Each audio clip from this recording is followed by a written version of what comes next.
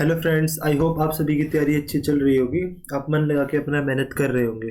आपके 2-3 महीने बचे हैं एग्जाम में, और जो बच्चा इन 2-3 महीने में पढ़ लेगा ना, वो एक एग्जाम में अच्छा स्कोर पूरा कर लेगा। चाहे पूरे साल कितना ही कुछ भी ना पढ़े हो, बट आप ये 2-3 महीने मन लगा के मेहनत कर लोगे तो आप डेफिनेटली एग्जाम में एक अच्छा स्कोर कर सकते हो।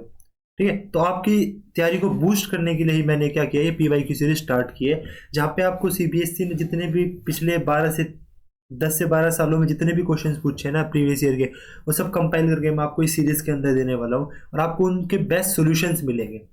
ठीक है, आपको कहीं भी मेहनत अपनी तरफ से कुछ मेहनत करने की जरूरत नहीं पड़ेगी, ना कोई पीवाई की बुक खरीदने की जरूरत पड़ेगी, ना कहीं गूगल करने की। आपको सभी पीवाई की क्वेश्चंस और उनके बेस्ट सॉल्यूशंस मैं इन वीडियोस के थ्रू आपको करवाने वाला हूँ।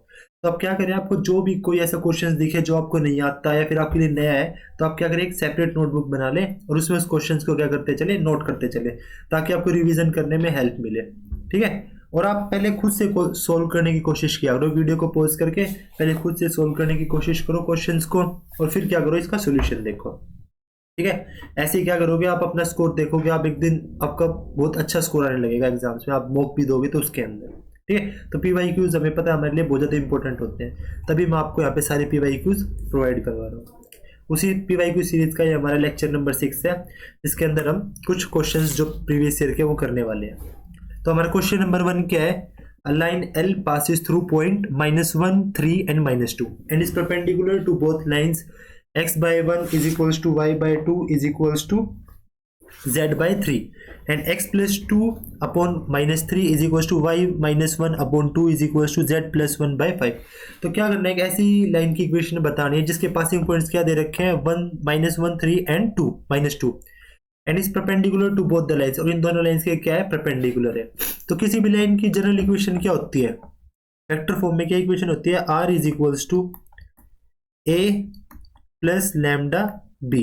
ये होती है किसी भी लाइन की जनरल वेक्टर फॉर्म में इक्वेशन, जहाँ पे a क्या होता है, a होता है हमारा पासिंग पॉइंट, और b क्या होते हैं, डायरेक्शन रेशियोज। तो a तो हमें पता है पासिंग पॉइंट -1 3 -2, हमें क्या निकालने हैं, हमें निकालने हैं डायरेक्शन रेशियोज।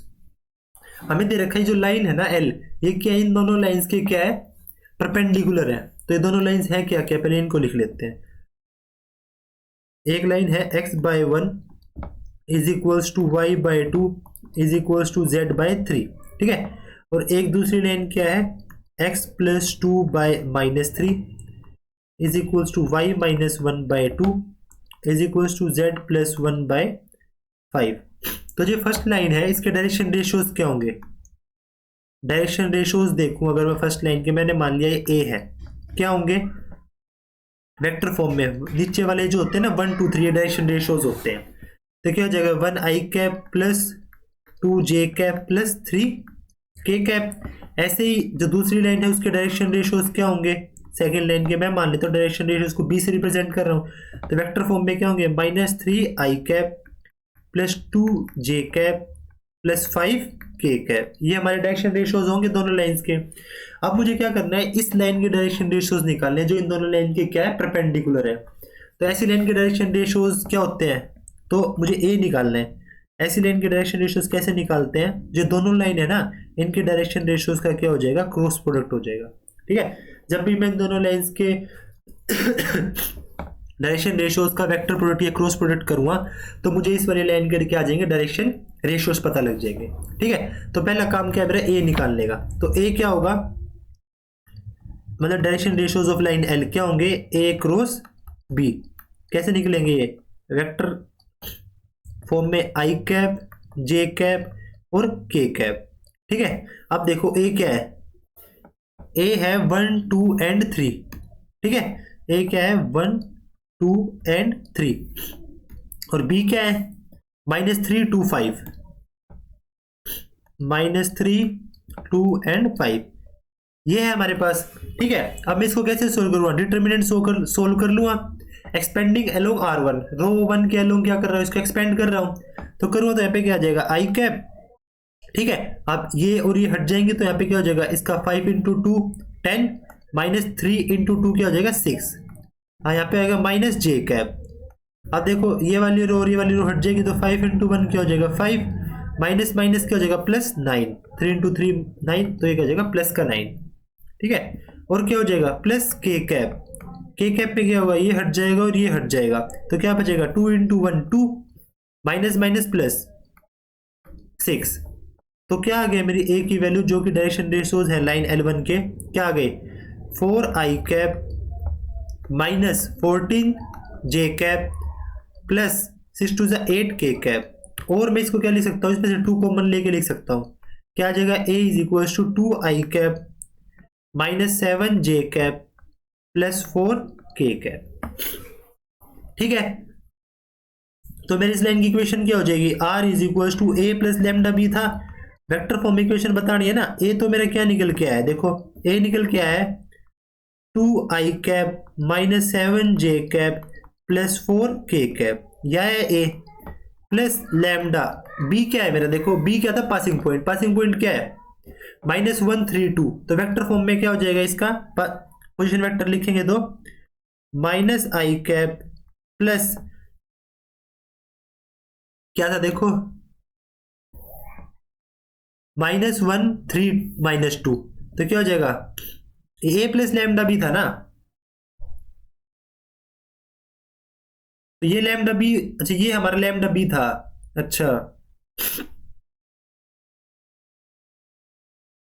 पोजीशन वेक्टर ये, तो अगर इक्वेशन में लिख रहा हूं ए प्लस लैम्डा बी, ठीक है बी, तो ये मेरा बी निकल के आ रहा है, ये क्या होता है डायरेक्शन रेशोज, तो ये वाला जो लैम्डा के साथ होता है ना ये होते हैं डायरेक्शन रेशोज, तो ए क्या होता है पासिंग पॉइंट। ठीक है, तो डायरेक्शन रेशोज क्या होंगे यहाँ पे, बी हो जाएगा ये आपका, क्योंकि हमने तो डायरेक्शन रेशोज निकाले हैं, तो ये बी है, ए नहीं है आपका, क्योंकि इक्वेशन अगर उस फॉर्म में लिख रहा हूं तो ये आपका बी निकल के आएगा बी। तो जहां पे भी आपको ये ए दिख रहा है ना, ए इसको बी कर ले, वही मैं सोचू डायरेक्शन रेशोज तो लैम्डा के साथ होते हैं ना हमेशा, तो ये क्या आपका बी है। ठीक है, ये आपका क्या है बी, तो आपका बी निकल गया है बी। ठीक है, हमने क्या निकाला है बी, तो क्या होता है R is equal to A plus lambda B, तो आर क्या है पासिंग पॉइंट, देखो पासिंग पॉइंट क्या है हमारा, पासिंग पॉइंट है हमारा 1-132, तो -132 को अगर मैं वेक्टर के फॉर्म में लिखूँ तो क्या लिखूँ, minus I cap plus 3j cap minus 2k cap लिखूँ, प्लस लैम्डा बी क्या है, बी ए है 2i cap minus 7j cap plus 4k cap. तो ये क्या निकल के आ गई, ये मेरी निकल के आ गई वेक्टर इक्वेशन जो लाइन एल की है। और हमें क्या फाइंड करना है इसके अंदर, एक तो हो गया find the vector equation of line L1, ये हमने फाइंड कर ली, hence obtain its distance from origin, और हमें क्या करना है इसका डिस्टेंस निकालना है कहाँ से, ओरिजिन से।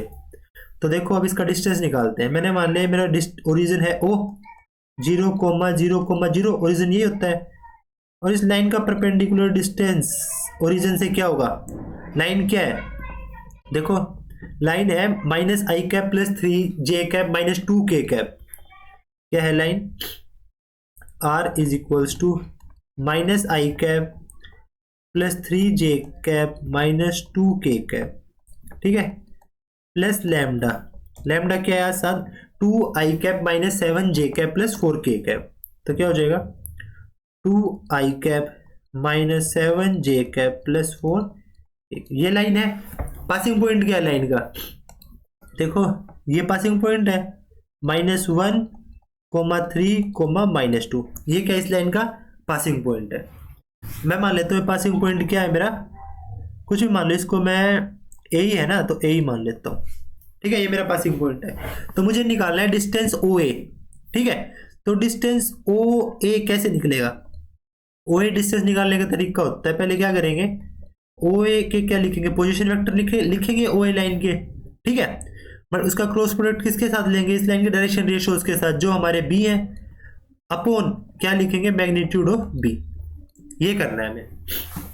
ठीक है, समझ गए क्या करना है।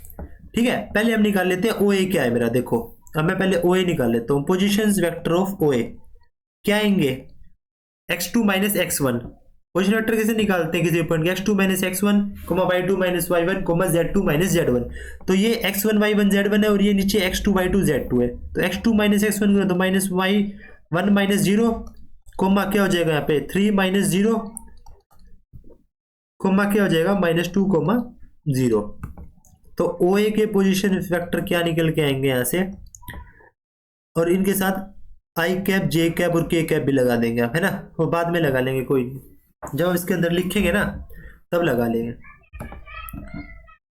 जैसे पोजीशन वेक्टर निकालते टाइम ये लिख ही लेते हैं, क्या हो जाएगा आई कैप प्लस जे कैप प्लस के कैप, प्लस का साथ ही लिख देंगे। तो क्या हो जाएगा माइनस आई कैप प्लस ये क्या हो जाएगा 3 जे कैप माइनस 2 इसके साथ के कैप लास्ट वाले साथ। ठीक है, तो ये आ जाएंगे ओ ए के क्या आ गया, पोजीशन वेक्टर आ गया ओ ए। ठीक है, अब इसका क्या करना है, हमें क्रॉस प्रोडक्ट लेना है किसके साथ, बी के साथ। क्या करना है, मुझे निकालना है ओ ए क्रॉस बी। तो क्या हो जाएगा यहाँ पे वही आई जे के, ये कितना है -1 3 -2 और बी कितना था मेरा, देख बताओ बी क्या है, जो पोजीशन वेक्टर थे इस लाइन के, देखो ये रहे ना, ये 2 -7 4 2 -7 4 ये है। तो ऐसे क्या आएगा आई कैप कितना आ गया ये बताओ, इसको एक्सपेंडिंग एलो R1 कर दूंगा, ये हट जाएगा ये हट जाएगा, तो कितना आ जाएगा 12 -7 2 14 माइनस माइनस प्लस तो -14 माइनस जे कैप, ये हट गया ये हट गया -4 और ये क्या हो जाएगा +4 -4 +4 ये हो गया। अब देखो ये क्या आएगा, यहां से ये हट जाएगा ये हट जाएगा माइनस माइनस +7 तो के कैप +7 -6 तो क्या है हमारे पास -2 आई कैप, और यहां से क्या आया 4 और 4 क्या हो जाएगा 0 हो जाएगा। देखो दोबारा चेक कर लेते हैं, -4 माइनस माइनस प्लस हो जाएगा तो +4 तो क्या हो गया 0 जे कैप, तो इसको लिखने की जरूरत नहीं है, +1 के कैप। तो मेरा क्या निकल के आया है ओ ए, जो ऊपर था ना मेरा वो निकल के आया है। ठीक है, ओ ए क्रॉस बी। अब मैं क्या निकालूंगा, बी का मैग्नीट्यूड निकालूंगा। क्या निकालूंगा मैं, बी का मैग्नीट्यूड। ये क्या आएगा मेरा बी का मैग्नीट्यूड बताओ, बी का मैग्नीट्यूड क्या आएगा, पहले ओ ए क्रॉस बी का ऊपर मैग्नीट्यूड भी लेना है यहाँ पे। ठीक है, इसका साथ साथ निकाल देते हैं, मैग्नीट्यूड ओ ए क्रॉस बी निकाल देता हूँ। क्या होता है √x² आई के साथ क्या x तो 4 प्लस इसके साथ करूंगा तो क्या आ जाएगा 1 तो क्या हो जाएगा √5। ठीक है, अब b का निकालूंगा तो क्या आएगा √, देखो b क्या है, ये जो ये लिख रखा है ना b है लैम्डा के साथ, तो इस 2 का स्क्वायर 4 प्लस 4 का स्क्वायर 49 7 का स्क्वायर 49 प्लस 4 का स्क्वायर 16 तो कितना हो गया ये 16 और 4 20 और 49 के साथ 20 ऐड करूंगा तो क्या हो जाएगा 69 √69।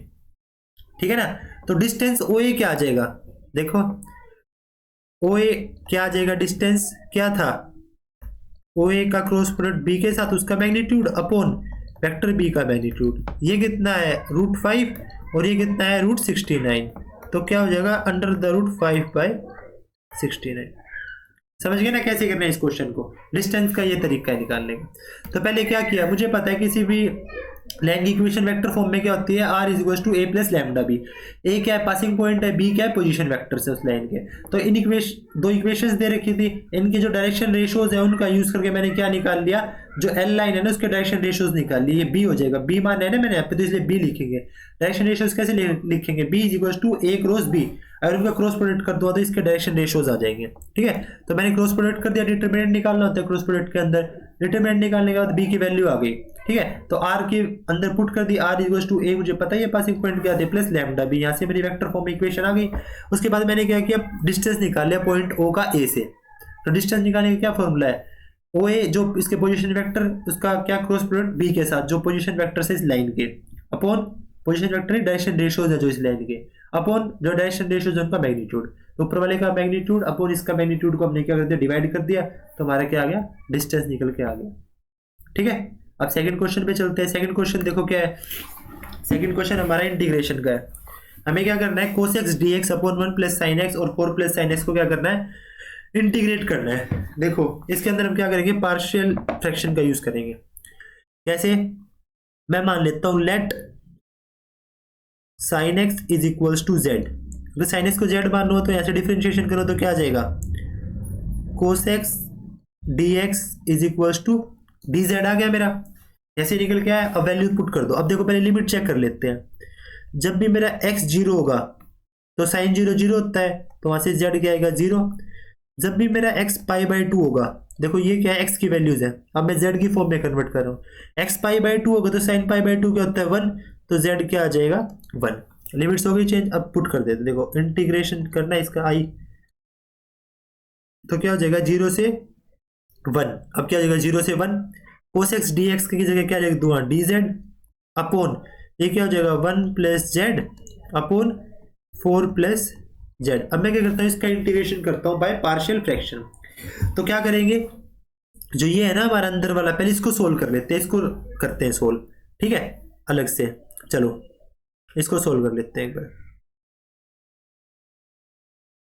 क्या हो जाएगा देखो, अगर मैं इसको सोल्व करूंगा अलग से, 1 अपॉन कितना दे रखा है 1 plus Z 4 plus Z, 1 upon 1 plus Z into 4 plus Z, partial fraction का यूज कर रहा हूं। तो इसको कैसे लिख देंगे, ए अपॉन 1 प्लस जेड हो जाएगा plus B upon 4 plus Z हो गया यहाँ पे, ठीक है। तो यहाँ पे क्या हो जाएगा 1 upon 1 plus Z into 4 plus Z, ये हो गया। यहाँ पे क्या हो जाएगा, अगर मैं इसका एलसीएम ले लूंगा तो यहाँ पे आ जाएगा 4 प्लस जेड प्लस इसके साथ आ जाएगा, क्रॉस मल्टीप्लाई हो जाता है जब भी अलग अलग चीजें होती है ना, और उन दोनों की क्या हो जाती है आपस में मल्टीप्लाई हो जाती है, 1 plus Z into 4 plus Z, ये होता है एलसीएम लेने का तरीका। इन दोनों का क्या कर दो, मल्टीप्लाई करके लिख दो, और इन दोनों की क्या कर दो, आपस में क्रॉस मल्टीप्लाई कर दो, ठीक है। ये इससे कट जाएगा तो हमारे पास क्या बचा, 1 is equals to A into 4 plus Z plus B into 1 plus Z. Z वाले एक तरफ कर लो और जो कांस्टेंट अलग है जेड के अलावा उनको एक तरफ कर लो, तो क्या हो जाएगा 4a plus 4z plus B plus B Z, ये ए जेड हो जाएगा ना, a प्लस ए जेड, ठीक है। अब देखो 1 is equals to 4a plus B तो एक तरफ हो गया हमारा, ठीक है, प्लस अगर z कॉमन ले लो तो a प्लस बी क्या हो गया, एक तरफ हो गया। अब इनको कंपेयर करते हैं RHS और LHS को, तो मेरा क्या निकल के आ रहा है 4a plus B is equals to 1 और a plus B equals to 0, ठीक है ना, क्योंकि z के साथ क्या यहाँ पे कुछ नहीं है तो 0 हो जाएगा, और 4a प्लस बी तो 1 है, कॉन्स्टेंट 1 हो जाएगा। अगर मैं यहाँ से a की वैल्यू निकालू तो क्या आएगी माइनस बी, यहाँ पे पुट कर देते हैं तो क्या हो जाएगा minus 4b plus B is equals to 1, ठीक है। तो क्या हो जाएगा minus 3b is equals to 1, तो b की वैल्यू क्या है यहाँ से निकल के 1 बाय माइनस 3, ठीक है। ये क्या है a is equals to minus B है, तो a क्या आएगा minus of minus 3, minus of minus 1 by 3, तो a की वैल्यू यहाँ से क्या निकल के आएगी 1 बाय 3। अब a और b की वैल्यू इसमें पुट कर देंगे यहाँ पे, और फिर वहां पे पुट कर देंगे, ठीक है। तो देखो 1 अपॉन यहाँ पे लिखते हैं, अब ये 1 अपॉन 1 प्लस जेड और एक क्या था 4 प्लस जेड, ये था हमारे पास। देखो ये किसके इक्वल हो जाएगा, a था, a क्या है 1 बाय 3, a क्या है 1 बाय 3, और यहाँ पे क्या है इसके साथ मल्टीप्लाई में मल्टीप्लाई 1 अपॉन 1 प्लस जेड, ये है, प्लस b क्या है माइनस 1 बाय 3, और उसके साथ क्या है मल्टीप्लाई में 1 अपॉन 4 प्लस जेड, ये है ना हमारे पास।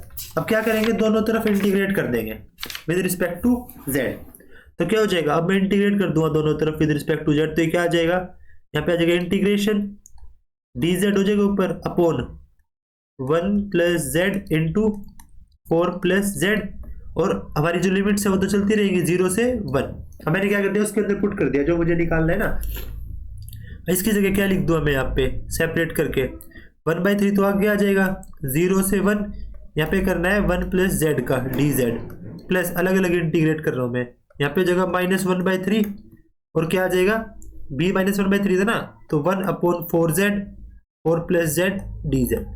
अब इसका क्या करना है, इंटीग्रेट करना है। मुझे पता है 1 बाई एक्स क्या होता है log x, तो उसका यूज कर लेंगे, तो क्या आएगा यहाँ से 1 बाई 3, ये क्या हो जाएगा log ऑफ 1 प्लस जेड, ये हो जाएगा, लिमिट क्या होगी 0 से 1, माइनस 1 बाई 3, माइनस को लिख लेता हूँ, ये क्या हो जाएगा log ऑफ 4 प्लस जेड, ठीक है, और लिमिट क्या होंगी 0 से 1, ये 0 से 1। इसको सोल्व कर लेते हैं, क्या हो जाएगा ये 1 by 3 upper limit minus lower limit, upper limit minus lower limit लगाऊंगा तो क्या हो जाएगा, देखो अपर लिमिट में हो जाएगा log 2 माइनस लोअर लिमिट लगाऊंगा तो log 1, ये हो गया हमारा एक माइनस 1 बाई 3। यहाँ पे देखो क्या होगा, अपर लिमिट लगाऊंगा तो क्या हो जाएगा 4 प्लस 1 5, माइनस लोअर लिमिट लगाऊंगा तो क्या हो जाएगा 0 पे क्या हो जाएगा log 4,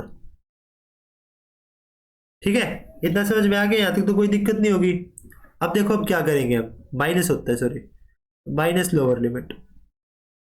ठीक है, अब देखो क्या बचा मेरे पास, log 1 तो क्या होता है, जीरो होता है। देखो log 1 क्या होता है, जीरो, तो ये तो हट जाएगा हमारा, ये तो जीरो होता है। ठीक है, तो क्या बचा 1/3 log 2। अगर मैं 1/3 कॉमन ले लूँ दोनों तरफ से तो क्या होगा, देखो 1/3 क्या करूंगा, कॉमन ले लिया मैंने, तो यहाँ पे क्या बचा log 2 माइनस, देखो माइनस था ना, तो माइनस बचा log 5, इसको क्या लिख सकता हूँ, log 5/4। log a minus log b क्या होता है, log a/b। देखो यहाँ पे क्या कह रहा हूं मैं, log a minus log b क्या होता है, log ऑफ a/b। तो log 5 माइनस log 4 क्या हो जाएगा, log 5/4। तो इसकी जगह मैं क्या लिख सकता हूँ, log ऑफ 5/4, जो अगले स्टेप में मैं डायरेक्ट लिख रहा हूँ। ठीक है, क्या लिख रहा हूं मैं यहाँ पे, log ऑफ 5/4। ठीक है, अब देखो ये क्या हो जाएगा, 1/3 log 2 log a minus log b, फिर से आ गया, तो क्या हो जाएगा log a by log b 5/4। ठीक है, इसको कैसे सोल्व करेंगे, देखो ये क्या हो जाएगा 1/3 log, अभी क्या हो जाएगा 4 ऊपर जाके मल्टीप्लाई हो जाएगा, तो 8/5 प्लस सी तो हमारा चल ही रहा है। ठीक है ना, ठीक है, साथ प्लस सी तो आप लिखते ही चलना।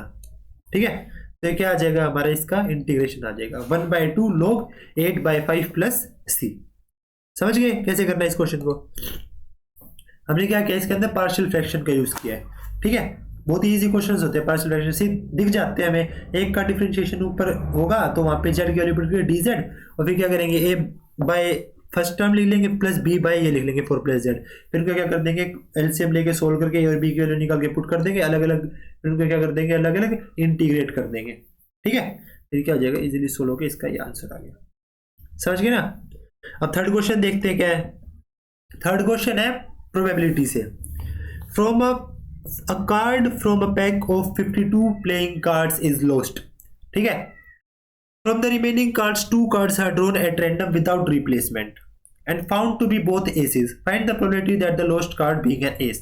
तो इस टाइप के क्वेश्चंस को हम कैसे सोल्व करते हैं, इस टाइप के क्वेश्चंस को हम सोल्व करते हैं बेस थ्योरम से। ठीक है ना, समझ गए कौन सी थ्योरम लगाएंगे इसके अंदर, Bayes theorem.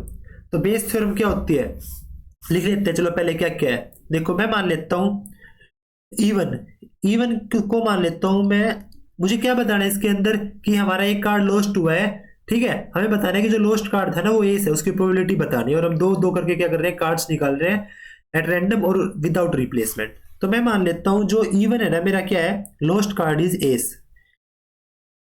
Lost card is S, even represent कर रहा है कि लॉस्ट कार्ड क्या है, एस है, और E2 रिप्रेजेंट कर रहा है कि भाई लॉस्ट कार्ड एस नहीं है, lost card is not S. 2023 का क्वेश्चन है सीबीएसई का। ठीक है, हल्के में मत लेना इसको। तो ए क्या हो जाएगा, यहां से मैं मान रहा हूं ए है मेरा ड्रोन कार्ड, मैंने कार्ड्स ड्रोन किए, ड्रोन कार्ड्स बोथ जो दोनों थे आर एस, ए रिप्रेजेंट कर रहा है कि दोनों कार्ड निकाले और दोनों क्या थे, एस थे। ठीक है, तो प्रोबेबिलिटी ऑफ इवन क्या हो जाएगी, बताओ इवन क्या, lost card is S. Total 52 cards होते हैं, 52 के अंदर एस कितने होते हैं, 4, तो एस के खोने की प्रोबेबिलिटी क्या है, 4/52, क्या हो जाएगा ये 1/13। ठीक है, ऐसी प्रोबेबिलिटी ऑफ E2 क्या हो जाएगी, lost card is not S. अगर लॉस्ट कार्ड एस नहीं है तो क्या कितने कार्ड बचे टोटल, 48 बचे ना। अगर 4 एस थे मान लिया, अगर एस नहीं है तो एस के अलावा 48 कार्ड्स बचे, 48/52, तो ये कितना हो जाएगा, 4 पे चला जाएगा, 12/13, या फिर 1 माइनस इवन भी कर सकते हो आप इसको, 1 माइनस 1/13 12/13। ठीक है, दोनों तरीके ठीक है। ठीक है ना, अब मैं क्या निकालता हूं, देखो ए क्या डिनोट कर रहा है कि जो दोनों कार्ड निकाले ना वो एस थे, क्योंकि मैं यही निकालने की probability of the lost card being an ace. तो मैं क्या करूंगा, मैं निकालूंगा probability of A by even. देखो probability of A by even, इसका मतलब क्या है, मैंने 2 कार्ड निकाले, कब, जब लॉस्ट कार्ड क्या था, एस था, तो क्या हो जाएगी, देखो अब पहले की क्या है कि भाई देखो एक कार्ड तो गुम हो गया हमारा, ठीक है, और हमें क्या निकालना है, एस ही निकालना है। अगर एक कार्ड गुम हो गया तो टोटल कार्ड तो 51 बचे 52 में से, और अगर एक एस खो गया, 4 एस होते हैं टोटल, तो एस कितने बचे 3, तो क्या हो जाएगा 3/51 इनटू एक एस निकल गया। अब दूसरा एस अब विदाउट रिप्लेसमेंट है, वापस हम रिप्लेस उसको डाल नहीं रहे वापस, तो अब कितने बचे 2 एस और कार्ड कितने बचे 50। समझ गए ना, ए बाई इवन का मतलब क्या है कि हमारा एस कार्ड तो खो गया, ठीक है, एक एस ए कार्ड क्या हो गया, खो गया, और हम क्या कर रहे हैं 2 एस निकाल रहे हैं। ए बाई इवन का मतलब क्या है, probability of drawing 2 ace cards when ace card is lost, ठीक है, हमारे एक एस कार्ड क्या हो गया, लॉस्ट हो गया, तो टोटल एक कार्ड लॉस्ट हो गया तो टोटल बचे 51, और वो एस का ही लॉस्ट हो गया, तो एस के टोटल 4 कार्ड्स होते हैं, तो कितने बचे 3, तो क्या हो जाएगा 3/51, ठीक है, इनटू अब दूसरा कार्ड भी एस है, तो एक तो हमने निकाल ही लिया पहले, एक खो गया था, तो कितने बचे 2/50। समझ गए। अब निकालते हैं probability of A by E2, probability of drawing 2 ace cards when ace card is not lost. अब हमारा एस कार्ड नहीं गुम हुआ है, ठीक है ना, तो क्या हो जाएगा 4/51, कोई दूसरा कार्ड तो लॉस्ट हुआ है बट एस कार्ड्स तो पूरे 4 है, अपॉन 3/50। आई होप आपको दोनों चीजें समझ में आ गई है ना। ए बाई इवन का मतलब है कि एस कार्ड गुम हो गया और हम 2 एस कार्ड्स निकाल रहे हैं, तो एस कार्ड गुम हो गया, टोटल 4 एस कार्ड्स होते हैं, तो टोटल कितने बचे एस कार्ड्स 3, और एक कार्ड लॉस्ट हो गया तो 52 में से तो 51 बचे, तो 3/51 इंटू 2/50, क्योंकि विदाउट रिप्लेसमेंट एक कार्ड निकाल के हम वापस उसके अंदर ही डाल रहे हैं। ऐसे यहाँ पे एस कार्ड गुम नहीं हुआ तो 4 तो एस कार्ड होंगे, कोई और कार्ड गुम हो गया होगा, तो 4/51 इंटू 3/50। इतना आपको समझ में आ गया। अब देखो क्वेश्चन के अंदर दे रखा है कि हमें प्रोबेबिलिटी बतानी है the lost card being an S. 2 card निकाले, दोनों एस थे, और ऐसी प्रोबेबिलिटी बताओ कि हाँ लॉस्ट कार्ड क्या था, एस ही था। तो इस केस में हम क्या करेंगे, बाइस थ्योरम का यूज करेंगे ना, बेस थ्योरम कहते हैं उसको, कुछ भी कह सकते हो आप, बेस थ्योरम, ठीक है। क्या कहती है बेस थ्योरम,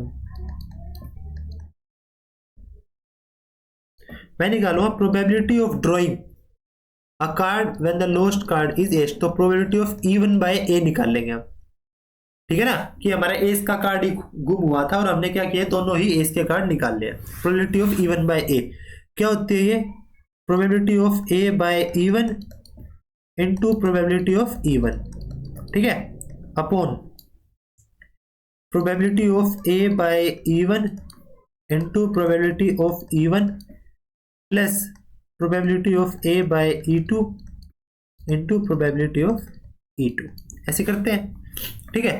तो probability of A by E one क्या है, मैं इनको सोल्व नहीं कर रहा, देखो आपको इजी तरीका बताऊंगा कैसे, इनको बिना सोल्व करे आप लास्ट में कट कर लेंगे। इवन क्या थी 1/13 अपॉन, तो एज इट इज रहेगा 3/51 इंटू 2/50 इंटू 1/13 प्लस यहाँ पे क्या आ जाएगा 4/51 इंटू 3/50 इंटू 12/13। देखो अब देखो एक चीज ध्यान से देखना, अब हम क्या करेंगे, इसको सोल्व नहीं करेंगे, मल्टीप्लाई करेंगे तो बहुत टाइम लग जाएगा। हमें क्या करना है, इजी मेथड देखना है, हम इसको कट कर लेंगे। अगर ये मेरा 3/51 इंटू 2/50 इंटू 1/13 है ना, तो नीचे से हम क्या करेंगे, इसी को कॉमन ले लेंगे। देखो नीचे से क्या है, अगर मैं 3/51 इंटू 2/50 इंटू 1/13 क्या करूँगा, कॉमन ले लूँगा, तो यहाँ से तो पूरा कॉमन आ जाएगा इस वाले टर्म से, तो यहाँ पे बचेगा 1 प्लस, देखो मैंने क्या किया 3/51, अब अलग पेन से मार्क करके दिखाता हूँ, देखो आपको 3/51 मल्टीप्लाई में तो चेंज हो सकती है, दोनों बाहर आ गए, इंटू 4 में से अगर एक 2 कॉमन ले लूंगा तो 2/50 बाहर आ गया, तो बचा क्या 2 बचा, मल्टीप्लाई। अब देखो 1/13 अगर मैंने बाहर ले लिया 12/13 में से, तो ऊपर तो मल्टीप्लाई में 12 बचा ना, समझे, कॉमन लिया है मैंने बस जस्ट 3/51 इंटू 2/50 इंटू 1/13 कॉमन ले लूंगा, तो 3/51 ऊपर से 3 और नीचे से 51 कॉमन आ गया, 4 में से 2 कॉमन आ गया, बाई 50 कॉमन आ गया, तो ऊपर क्या बचा 2 इंटू 12/13 था, नीचे से 13 कॉमन आ गया, तो ऊपर क्या बचा 12, ठीक है। ये दोनों तो क्या हो गए, कट गए, तो क्या बचा देखो हमारे पास, ये बचा इज इक्वल टू 1/1 प्लस 24, और ये क्या आ गया 1/25, ये क्या आ गया प्रोबेबिलिटी ऑफ E1 बाय ए, ठीक है ना, 1/25 कि मेरा एस कार्ड ही लॉस्ट हुआ था और मैंने क्या किया 2 एस कार्ड ही निकाले हैं, ठीक है ना। Probability of drawing 2 ace cards when ace card is lost. तो ये इस क्वेश्चन को ऐसे बेस थ्योरम से हम सोल्व करते हैं। मतलब इजी क्वेश्चंस होते हैं, वो देखते ही पता लग जाता है कि हाँ बेस थ्योरम का क्वेश्चन है, क्योंकि कुछ ना कुछ हमारा गुम हुआ होगा, या फिर हमने इनके बॉल्स के भी होते हैं, ऐसे एक में से हमने 2 बॉल्स निकाली, एक में से 3 बॉल्स निकाली, प्रोबेबिलिटी बताने है कि जो बॉल ड्रॉन किया वो फर्स्ट बैग से ही है, ऐसा कुछ बताते हैं, तो उसके अंदर बेस थ्योरम का यूज करते हैं। ठीक है, बढ़ते हैं फोर्थ क्वेश्चन की तरफ। फोर्थ क्वेश्चन क्या है, डिफरेंशियल इक्वेशन का है, और ये 2023 का ही क्वेश्चन है। ठीक है, तो इसको पढ़ो, पहले क्या करा करो, वीडियो को पॉज कर लिया करो। ठीक है, वीडियो को पॉज करके सोल्व करने की कोशिश किया करो और फिर सॉल्यूशन देखा करो।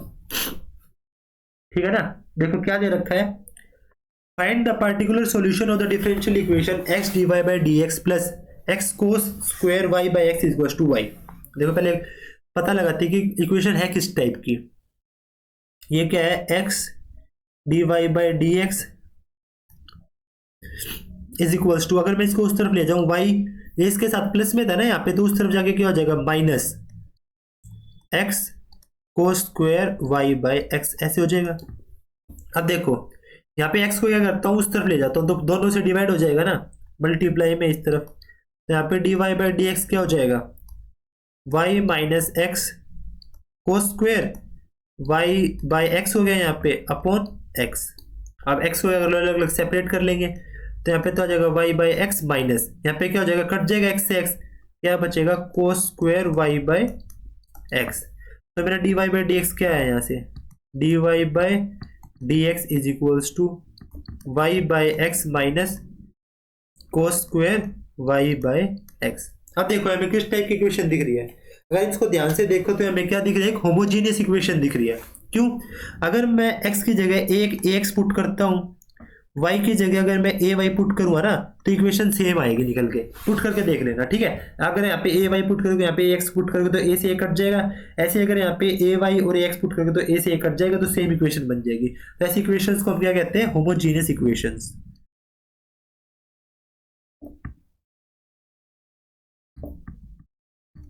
ठीक है ना, तो होमोजेनियस इक्वेशंस के लिए अगर dy बाई डी एक्स की फॉर्म में है तो कैसे निकालते हैं सोल्यूशन उसका, अगर ये मेरी dy बाई डी एक्स की फॉर्म में, तो क्या करता हूं मैं, y is equal to we X मान लेता हूं, let y is equal to we X. इसको क्या करेंगे, सॉरी वी एक्स है ना, y एक्स लिख दिया, y is equal to we X, ना differentiate with respect to x, तो क्या हो जाएगा, dy by D X is equal to, अब इसके अंदर क्या लगाएंगे, dot product, v first function as it is, second का हो जाएगा plus second as it is, और v का क्या हो जाएगा, dv by dx, second as it is x dot dv by dx। ठीक है, अब देखो ये जो निकल के आई है, ये मेरी क्या थी, फर्स्ट इक्वेशन। ठीक है, और ये क्या है, मेरी सेकंड इक्वेशन। अब मैं क्या कर, दोनों इक्वेशंस को इक्वेट कर दूंगा, equating first and second equation. देखो क्या आएगा, अगर मैं फर्स्ट एंड सेकंड को इक्वेट करूंगा तो ये इनके RHS इक्वल हो जाएंगे, LHS LHS इक्वल है, तो यहां से क्या आएगा, देखो क्या आएगा, यहां से dy by D X is equal to Y by X, तो ऐसे क्या आएगा, देखो v plus X D V by D X equal आएगा y by X minus cos square y by X, cos square y by X. अब मैं y की जगह क्या पुट कर दूंगा, vx पुट कर दूंगा, तो क्या बचेगा मेरे पास, v plus X D V है, ये डी वी अच्छे से बना लेते हैं, D V by D X is equal to, Y की जगह वी एक्स पुट करूंगा तो एक्स से एक्स कट के यहाँ पे वी रह जाएगा माइनस, और यहाँ पे क्या हो जाएगा, कोस स्क्वायर वी। ठीक है, मैंने क्या कर दिया, वाई की जगह वी एक्स क्या कर दिया, पुट कर दिया। ठीक है, अब देखो यहां से v से हमारा क्या होगा, v कट जाएगा, और यहाँ पे क्या बचेगा, x dy by D X is equal to minus cos square v, क्या बचेगा, x dv by D X is equal to minus cos square v, क्या बचा, x dv by D X is to minus cos square v। अब क्या कर लेंगे, variable separation कर लेंगे, यहाँ पे क्या आ जाएगा, dv by cos square v, और वहां पे क्या हो जाएगा, माइनस तो था ही, dx अपॉन x। अब क्या कर देंगे, दोनों तरफ इंटीग्रेट, इंटीग्रेटिंग बोथ साइड्स, तो यहाँ पे क्या आ गया, देखो कोस ऊपर जाके क्या हो जाएगा, सीकेंड स्क्वायर, तो कोस स्क्वायर v क्या हो जाएगा, secant square v dv is equal to, यहाँ पे क्या हो जाएगा, minus log x plus C. ठीक है ना, यहाँ पे क्या हो जाएगा minus log x plus C. अब देखो सीकेंड स्क्वायर एक्स का क्या होता है differentiation, sorry integration, secant square X का इंटीग्रेशन होता है 10x। तो यहाँ पे क्या हो जाएगा 10v प्लस, रुक जाओ dv क्यों आएगा, dv तो हो गया ना इंटीग्रेट, यहाँ पे हो जाएगा 10v। ठीक है पहले ही करके लिख दिया ना मैं इसका, कोई नहीं, ये तो अगले स्टेप में करना था, यहाँ पे पहले ही कर दिया तो कोई नहीं, minus log x plus C. ठीक है इतना हो गया हमारे पास। अब देखो हम क्या करेंगे, पहले इसको तो v की जगह हम देखो हमारा क्या था, y is equal to we X था, तो v की जगह मैं क्या पुट कर सकता हूँ y बाई एक्स, तो क्या हो जाएगा ये 10 y बाई एक्स, इस तरफ आगे क्या हो जाएगा plus log x equal to C. अब ये बच गया। हमें करना क्या था, हमें बताना था ये डिफरेंशियल इक्वेशन को सोल्व करना था कब, जब x इज इक्वल टू 1 है and y is equal to pi by 4 है। तो हम क्या करेंगे, मैं यहाँ पे कर देता हूँ अलग से, देखो at x is equal to 1 and y is equal to pi by 4, तो इस इक्वेशन के अंदर पुट करते हैं, क्या आएगा 10 y की जगह पाई बाई 4 अपॉन 1 क्यों, तो 1 ही रहेगा, प्लस x की जगह log 1 is equal to C, log 1 तो 0 होता है और 10 पाई बाई 4 क्या होता है 1, तो c की वैल्यू यहाँ से क्या आ जाएगी 1 आ जाएगी। जब मैं यहाँ पे c की वैल्यू पुट कर दूंगा तो देखो क्या हो जाएगा 10 y by X plus log x is equal to 1, c की जगह मैंने क्या कर दिया 1 पुट कर दिया, तो क्या आ गया इस डिफरेंशियल इक्वेशन का सॉल्यूशन आ गया।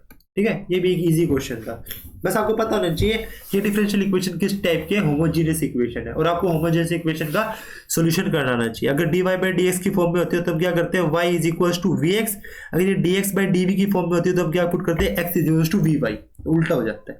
ठीक है तो उसी अकॉर्डिंग इसको सोल्व करते हैं, तो इसको क्या करते हैं दोनों तरफ इंटीग्रेट कर लेंगे और हमारा क्या हो जाएगा सोल्यूशन आ जाएगा।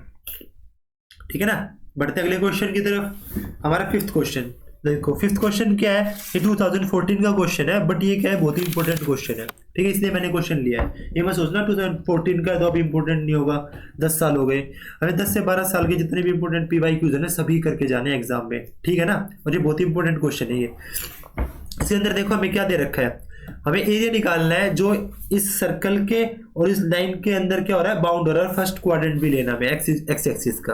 ठीक है अब देखो जे मेरी इक्वेशन दे रखी है X square plus Y square is equal to 16, ये क्या है सर्कल की इक्वेशन है और वो सर्कल कैसा है, देखो सर्कल की जनरल इक्वेशन क्या होती है एक्स माइनस एच का square plus Y minus K का square is equal to R square, जिस यहाँ पे सेंटर क्या होते हैं सर्कल के एच कोमा के और रेडियस क्या होती है आर। अगर मैं इस इक्वेशन को इससे कंपेयर करता हूं तो इस सर्कल का सेंटर क्या होगा, सेंटर है सर्कल का 0,0 क्योंकि h कोमा के 0 है और सर्कल की रेडियस r क्या है 4, क्योंकि 4 का स्क्वायर क्या होता है 16। ठीक है तो इस सर्कल के बारे में हमें पता लग गया। अब देखो सेकंड इक्वेशन है लाइन की, y is equals to X, क्या दे रखा है लाइन में, लाइन दे रखी है हमें क्या y is equals to X, ये कैसी लाइन है, देखो जनरल इक्वेशन क्या होती है लाइन की y is equals to M X plus C, C क्या होता है इंटरसेप्ट, तो इंटरसेप्ट यहाँ पे 0 है, m क्या होता है, m होता है स्लोप और स्लोप को किससे रिप्रेजेंट करते हैं हम tan थीटा से। ठीक है इस लाइन के अंदर स्लोप क्या है 1, तो 1 क्या हो जाएगा tan थीटा, m कुछ नहीं है तो 1 होगा ना, और थीटा क्या है पाई बाय 4। तो इसका मतलब क्या है ये लाइन कैसी है, ये एक ऐसी लाइन है जो क्या है दोनों मतलब पासिंग थ्रू ओरिजिन, एक तो ये ओरिजिन से पास हो रही है क्योंकि कोई इंटरसेप्ट नहीं बना रही, तो क्या है this line passes through origin, पहला पॉइंट दिया गया पासिस थ्रू ओरिजिन, ओरिजिन से पास हो रही है और क्या हो रही है 45 डिग्री एंगल बना रही है with the positive direction of x axis, x axis के साथ क्या कर रही है 45 डिग्री एंगल बना रही है। 45 डिग्री का एंगल बनाने का मतलब पता है क्या होता है कि वो एकदम सेंटर से बीचों बीच से पास हो रही है। देखो अगर मैं इसका डायग्राम बना के दिखाऊं ना आपको कैसे होगा, देखो अगर ये मेरा है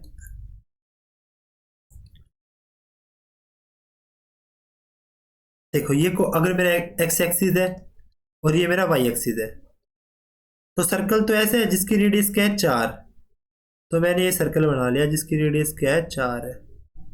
ठीक है ये पॉइंट क्या हो जाएगा, ये पॉइंट हो जाएगा 4,0, और ये पॉइंट क्या हो जाएगा 0,4। ये तो सर्कल बन गया जिसकी रेडियस क्या है 4 है। एक लाइन है जो क्या कर रही है ओरिजिन से पास हो रही है और 45 डिग्री एंगल कर रही है। 45 मतलब ये 90 है पूरा, तो एकदम बीच में से जाएगी 45 45 ऐसे। ये लाइन क्या है y is equal to X है। समझ में आ गया ना। हमें क्या बताना है, हमें ये एरिया बताना है। देखो ये वाला एरिया, ये एरिया हमें बताना है, ठीक है। ये एरिया निकालने के लिए हमें क्या है, हमें पॉइंट्स की जरूरत पड़ेगी। देखो एक तो ये पॉइंट पता है मुझे 0,0 है और मुझे इस पॉइंट का पता है, बट मुझे इस पॉइंट का नहीं पता, ठीक है ना। मैं क्या करूंगा, पहले इस पॉइंट को फाइंड करूंगा। देखो जैसे मैं मान लेता हूं ये मेरा O है, ठीक है। ये मान लिया मेरा पॉइंट A है और ये पॉइंट मान लेता हूं मेरा क्या है B, ठीक है।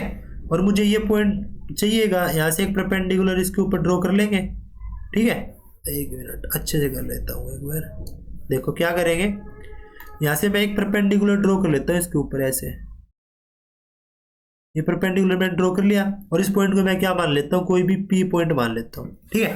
पहले मैं क्या करता हूँ, B के इंटरसेक्शन पॉइंट कैसे निकालेंगे। अगर मुझे दो इक्वेशंस पता है तो इंटरसेक्शन पॉइंट कैसे निकालते हैं, एक की वैल्यू x की निकाल के दूसरी इक्वेशन में पुट कर देंगे। देखो मुझे पता है मेरे पास क्या है, x square plus Y square 16 है और एक दे रखा है x is equal to Y. तो मैं अगर x की जगह y लिख दूंगा हर जगह, तो इंटरसेक्शन पॉइंट ऐसे निकालते हैं, एक की वैल्यू निकाल के दूसरे में पुट कर देते हैं। तो x की जगह y पुट कर दिया तो क्या आ गया 2y square is equal to 16। तो y यहाँ से आ गया 8, तो y की वैल्यू क्या आ जाएगी √8। 8 क्या होता है 2√2, तो y आ गया 2√2 और x भी क्या आ जाएगा 2√2, क्योंकि x और y क्या है इक्वल है। और हम पॉजिटिव वैल्यू लेंगे क्योंकि हमें फर्स्ट क्वाड्रेंट के अंदर चेक करना है सिर्फ, है ना। तो ये पॉइंट क्या हो जाएगा मेरा, ये वाला पॉइंट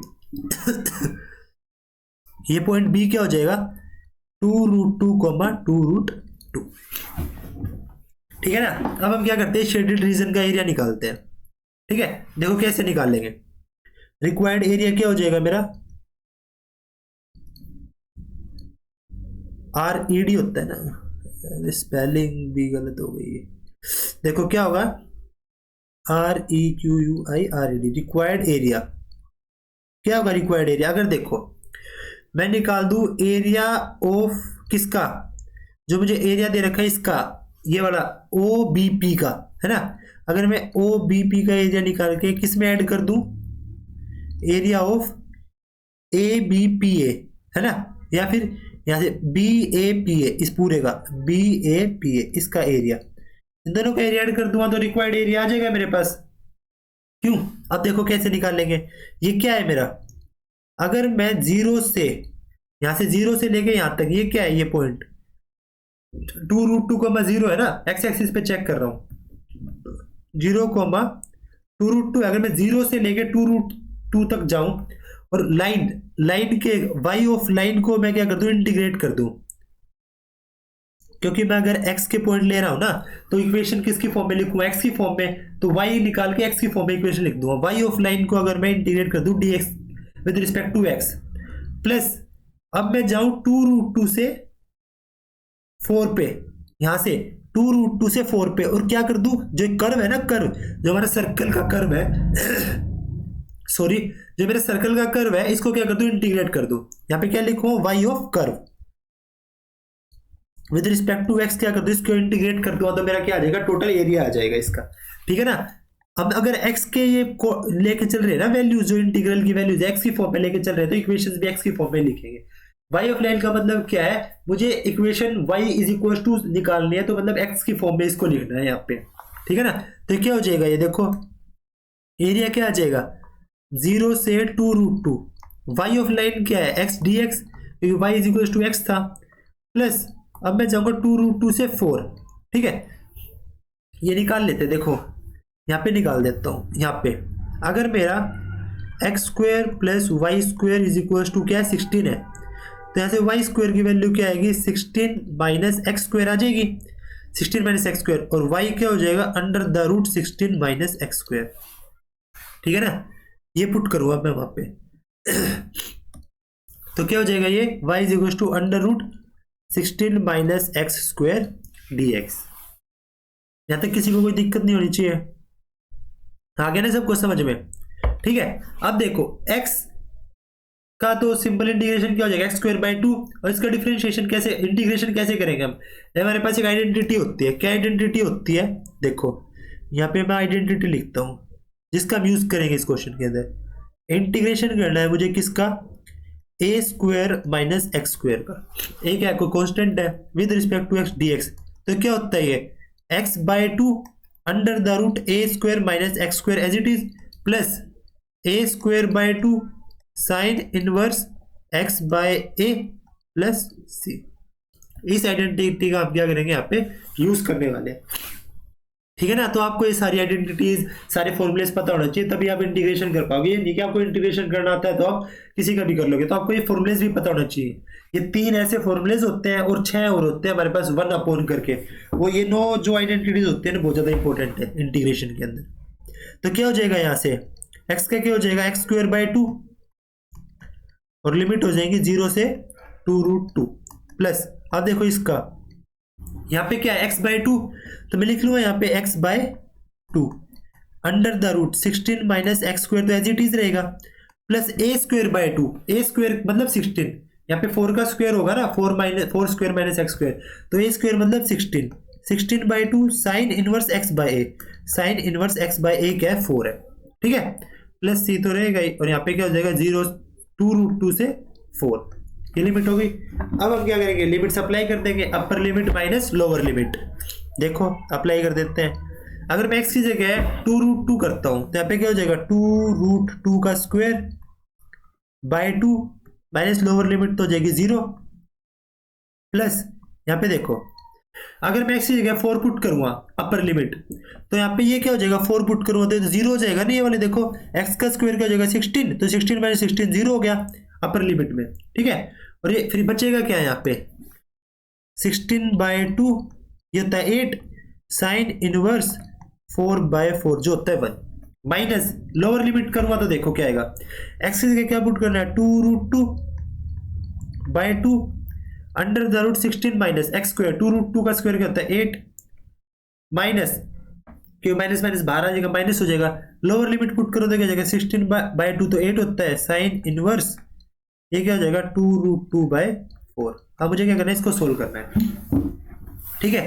अब देखो यहाँ पे 2√2 का स्क्वायर क्या होता है 8, 2√2 का स्क्वायर क्या होता है 8, क्योंकि 2 का स्क्वायर 4 और √2 2, 4 × 2 8, और 8 बाई 2 क्या हो जाएगा 4 हो जाएगा, तो यहाँ पे क्या आ गया इज इक्वल टू 4 प्लस, अब ब्रैकेट के अंदर देखते हैं क्या है, देखो ये क्या है 16 बाय 2 तो 8 हो जाएगा, 8 साइन इनवर्स 4 बाय 4 कट के 1 हो जाएगा, तो 8 साइन इनवर्स 1, ठीक है। अब देखो माइनस ये क्या हो जाएगा 2 से तो 2 कट गया हमारा, 16 माइनस 8, 16 माइनस 8 क्या होता है, देखो ये क्या होता है 16 माइनस 8, ये होता है √8, √8 क्या होता है 2√2, ठीक है, तो 2 × √2 क्या हो जाएगा 4, समझे, ये अलग से लिखा है मैंने समझाने के लिए, ठीक है।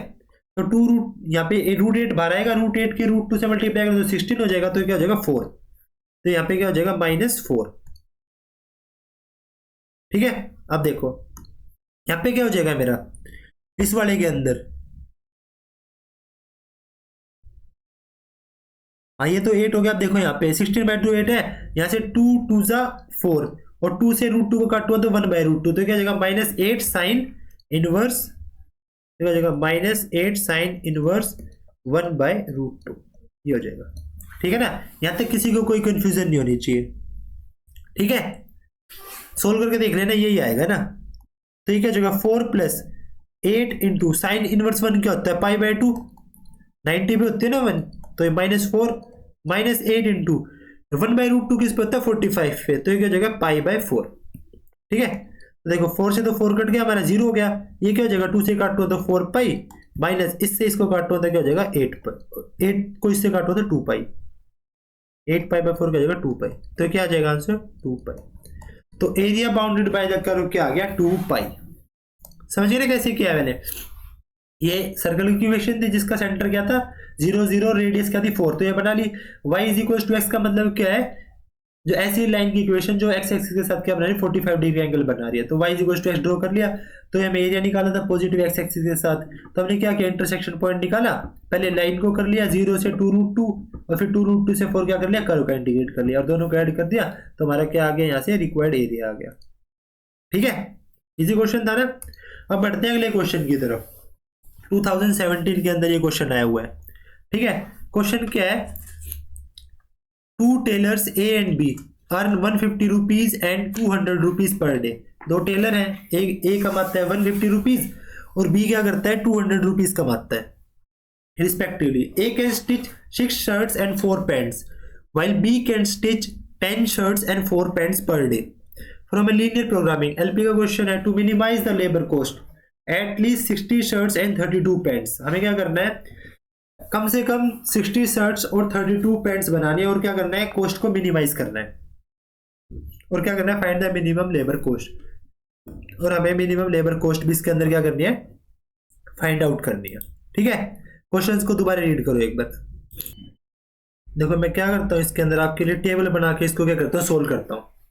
ठीक है, जो भी हमारा गिवन डाटा है ना, इसका हम क्या करते हैं, टेबल बना लेते हैं। देखो मैं टेबल बना के आपको इसको समझाता हूँ,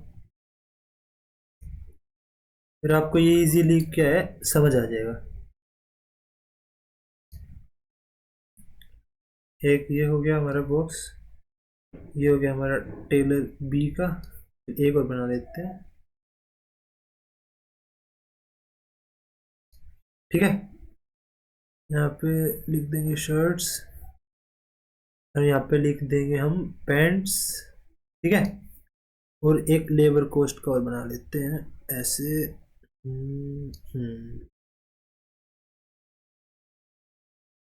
ये हो गया हमारा। अब देखो ये मान लेता हूँ मेरा क्या है, टेलर ए है, ये मेरा टेलर बी है।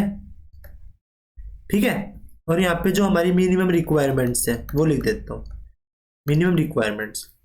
यहाँ पे शर्ट्स जितनी टेलर ए ने बनाई, ठीक है, यहाँ पे मान लिया पैंट्स और यहाँ पे लेबर कॉस्ट जो लगा।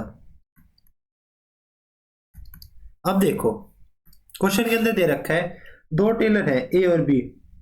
ठीक है, एक कमाता है 150 रुपए 150 रुपीज पर डे और दूसरा है जो 200 रुपीज पर डे।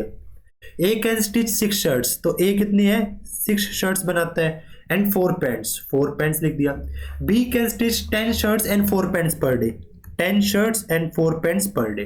ठीक है, लेबर कॉस्ट क्या है ए की 150 rupees per day, 150 rupees per day के हिसाब से, एंड बी की क्या है 200 रुपीज पर डे। ये हो गया। अब मिनिमम रिक्वायरमेंट्स क्या है, 60 तो शर्ट्स बनानी है और 60 बनानी है शर्ट्स और 32 क्या बनानी है पैंट्स। ये सब हमें करना है। ठीक है, इसके अंदर देखो अब मैं क्या करता हूं, मैं मान लेता हूं जो ए है ना वो x दिन के लिए काम करता है, इतनी शर्ट्स और पैंट्स बनाने ना, तो ए मान लिया x दिन के लिए काम करता है और y मान लिया बी मान लिया y दिन के लिए काम करता है। लेट जो टेलर ए है ना, tailor A works for x days and tailor B works for y days. ठीक है, और ये जो जॉब कंप्लीट करनी है उसका ये x दिन के लिए a काम करेगा और y दिन के लिए b काम करेगा और क्या करेगा जॉब को कंप्लीट कर देंगे। तो z क्या है, मैंने मान लिया मेरी जो टोटल लेबर कॉस्ट लगेगी ना वो z है। z क्या है, टोटल लेबर कॉस्ट। तो यहां से मेरी z की वैल्यू क्या आ जाएगी, z is equal to 150x plus 200y। तो ऐसे मेरी z की क्या वैल्यू आ जाएगी 150x प्लस 200y। ये क्या है टोटल लेबर कॉस्ट। हमें क्या करना है, इस कॉस्ट को मिनिमाइज करना है। तो यहां से मेरे क्या कंस्ट्रेंट्स बनेंगे, देखो इक्वेशंस बना लेते हैं। ठीक है, अगर शर्ट्स जो बना रहा है टेलर ए 6 बना रहा है ना, तो टोटल x डेज में कितनी बनाएगा 6x, पैंट्स कितनी बनाएगा प्लस 10y, और टोटल रिक्वायरमेंट्स कितनी है लेस देन 60, मतलब मोर देन 60 रहेगी, more than equal to 60 minimum है ना इसलिए।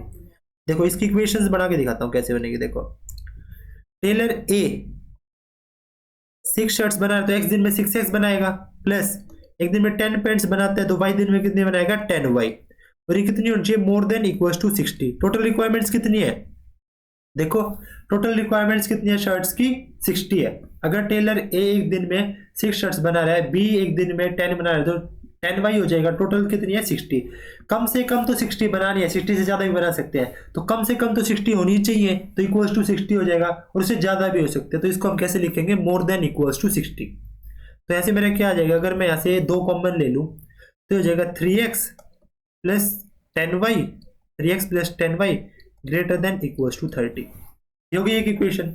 अब देखो सेकंड क्या है, अगर ए एक दिन में 4 पैंट बनाता है और बी बनाता है, बी भी 4 बनाता है, टोटल रिक्वायरमेंट 32 की है, तो एक्स दिन में कितनी बनाएंगे, एक्स दिन में ए बनाएगा 4x, वाई दिन में बी बनाएगा 4y, और ये मिनिमम कितनी होनी चाहिए 32, तो ग्रेटर देन इक्वल्स टू क्या हो जाएगा 32। कितना आ गया ये 2x, सॉरी 4 ही कॉमन आ रहा है ना पूरा 2 क्यों, तो ये कितना हो जाएगा x plus Y is greater than 8, क्योंकि हमने क्या किया, हमने कर लिया 4 को कॉमन ले लिया, और x is greater than equal to 0 होगा क्योंकि नंबर ऑफ डेज है, या तो एक भी दिन काम नहीं करेंगे, 1 2 3 दिन काम करेंगे, और y भी ऐसे ही क्या हो जाएगा ग्रेटर देन इक्वल्स टू 0। ठीक है ना, तो यहाँ से मेरा क्या होगा, ये बन गई 2 इक्वेशन हो गई है ना। तो इनका यूज करके मैं क्या करूँगा, अब ग्राफ बना लेते हैं अपना, जहाँ से मैं क्या करूँगा लीनियर प्रोग्रामिंग का ग्राफ बना के फिर उसके मिनिमम कॉस्ट निकालूँ। तो ग्राफ देखो कैसे बनाएंगे,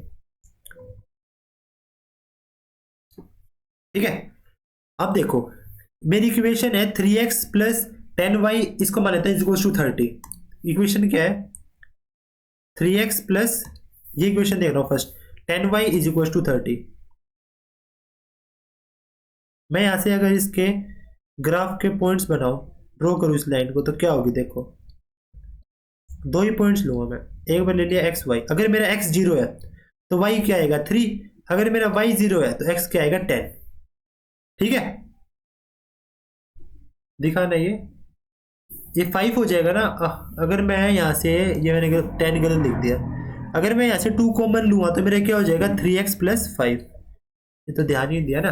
तो यहाँ पे क्या हो जाएगा देखो, ये आगे गलत हो जाएगा थोड़ा, तो ये क्या हो जाएगा 5, और यहाँ पे भी ये क्या हो जाएगा 5। दोबारा लिख लेता हूँ, देखो इक्वेशन क्या है 3x प्लस 5y, अगर मैं x को 0 लेता हूं तो y क्या हो जाएगा 5 6 30, अगर मैं y को 0 ले रहा हूं तो x कितना हो जाएगा 10, ये आएगा। ठीक है, अब देखो दूसरी इक्वेशन क्या है, दूसरी इक्वेशन है x plus Y is equals to 8। ये तो इजी है, तो सिंपल हो जाएगी x plus Y is equals to 8। इसमें क्या बनेंगे देखो,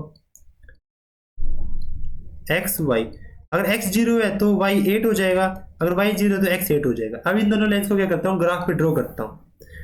तो देखो अगर मैं 2 2 का गैप ले लूं, 2 4 6 8 10 12, ये क्या है मेरा x एक्सिस है, ऐसे ही ये मेरा y एक्सिस है।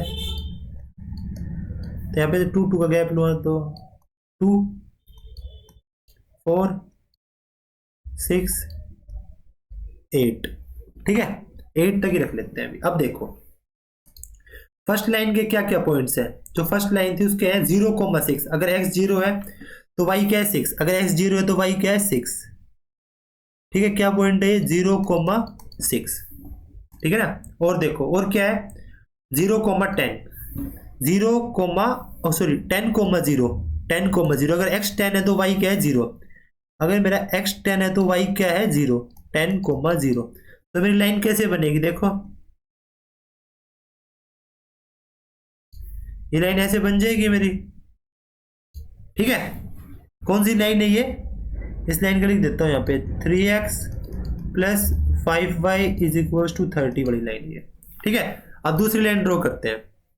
दूसरी लाइन तो इजी थी, क्या थी देखो, एक x 0 है तो y 8, y 0 है तो x 8। देखो अगर x 0 है तो y 8, ठीक है, ये क्या है 0,8, अगर y 0 है तो x 8, ये क्या है 8,0। तो अगर मैं इसको मिलाऊंगा तो कैसे बन जाएगी, ये बन जाएगी। ठीक है, कौन सी लाइन है ये, यहाँ पे ले देता हूँ x plus Y is equal to 8। अब मुझे बताना है इन दोनों लाइंस ने जो एरिया बाउंड किया है ना वो। अब देखो इस लाइन के अंदर क्या था, x plus Y is greater than और इक्वल्स टू 8, तो मतलब या तो 8 से बड़ी होगी या 8 के इक्वल होगी। तो ये कौन सा एरिया आ जाएगा हमारा, इनका हमें कॉमन एरिया देखना है। देखो इस वाली से भी ऊपर की तरफ जा रहा है एरिया, है ना, ऊपर की तरफ, और इस वाली का भी ऊपर की तरफ जा रहा है, और x इज और y और दोनों ये ग्रेटर देन 0 है, तो कॉमन एरिया क्या हो जाएगा, कॉमन एरिया मैं बना रहा हूं अपना दूसरे पेन से, देखो तो मेरा कॉमन एरिया हो जाएगा ये जो मुझे चाहिए। और ये कैसे एरिया होगा, अनबाउंड एरिया होगा, अनबाउंड, ठीक है ना, ये एरिया होगा आपका ये वाला बाहर बाहर वाला सारा, इसके अंदर एक ये पॉइंट भी आ जाएगा ये। तो ये एरिया है जो है 3 पॉइंट्स के अंदर आ रहा है, कौन सा, अगर मैं इन 3 पॉइंट्स के नाम दे दूं आपको, मान लिया मैंने नेम दे देता हूं इन 3 पॉइंट्स के, ठीक है। तो अगर ये मेरा पॉइंट ए है, ये कैसा पॉइंट है ए, और ये मेरा पॉइंट है बी, ठीक है, और ये मेरा पॉइंट क्या हो जाएगा सी। तो मुझे सी पॉइंट पता है अपना, कितना है सी पॉइंट 10,0, ए पता है 0,8, बट मुझे बी नहीं पता। बी क्या है, दोनों का इंटरसेक्शन है फर्स्ट और सेकंड इक्वेशन का। तो ऐसे पहले बी की वैल्यू निकाल लूं, क्या होगी, देखो इक्वेशन ए क्या है, यहां निकालते हैं। देखो एक इक्वेशन है 3x plus 5y is equal to 30, दूसरी इक्वेशन क्या है, x plus Y is equal to 8। अगर मैं यहाँ से y की वैल्यू निकालूँ 8 माइनस एक्स और इस इक्वेशन में पुट कर दूँ, तो ऐसे क्या आ जाएगा 3x प्लस 5, y क्या हो जाएगा 8 minus X is equal to 30। तो क्या है यहाँ से 3x प्लस 8 5 जा 40 माइनस यहाँ से क्या आ जाएगा 5x इज इक्वल टू 30। अब देखो क्या हो गया ये minus 2x plus 40 is equal to 30, 40 उस तरफ जाके क्या हो जाएगा -10, -40 हो गया जाएगा ना, तो ये क्या हो जाएगा -10। तो यहाँ से x की वैल्यू क्या आ गई 5, x क्या आ गया 5 आ गया। अब मैं यहाँ पे x की वैल्यू पुट करता हूँ तो y क्या आ जाएगा 8 माइनस 5 और y क्या आ जाएगा 3। तो हमें इंटरसेक्शन पॉइंट क्या है मेरा यहाँ से इस ग्राफ के अंदर, b इंटरसेक्शन पॉइंट क्या आया बताओ, b का इंटरसेक्शन पॉइंट आया मेरा क्या, ये पॉइंट क्या आया 5, सॉरी क्या आया देख लेते हैं एक बार, x 5 और y 3, तो 5,3, तो मेरा आया 5,3।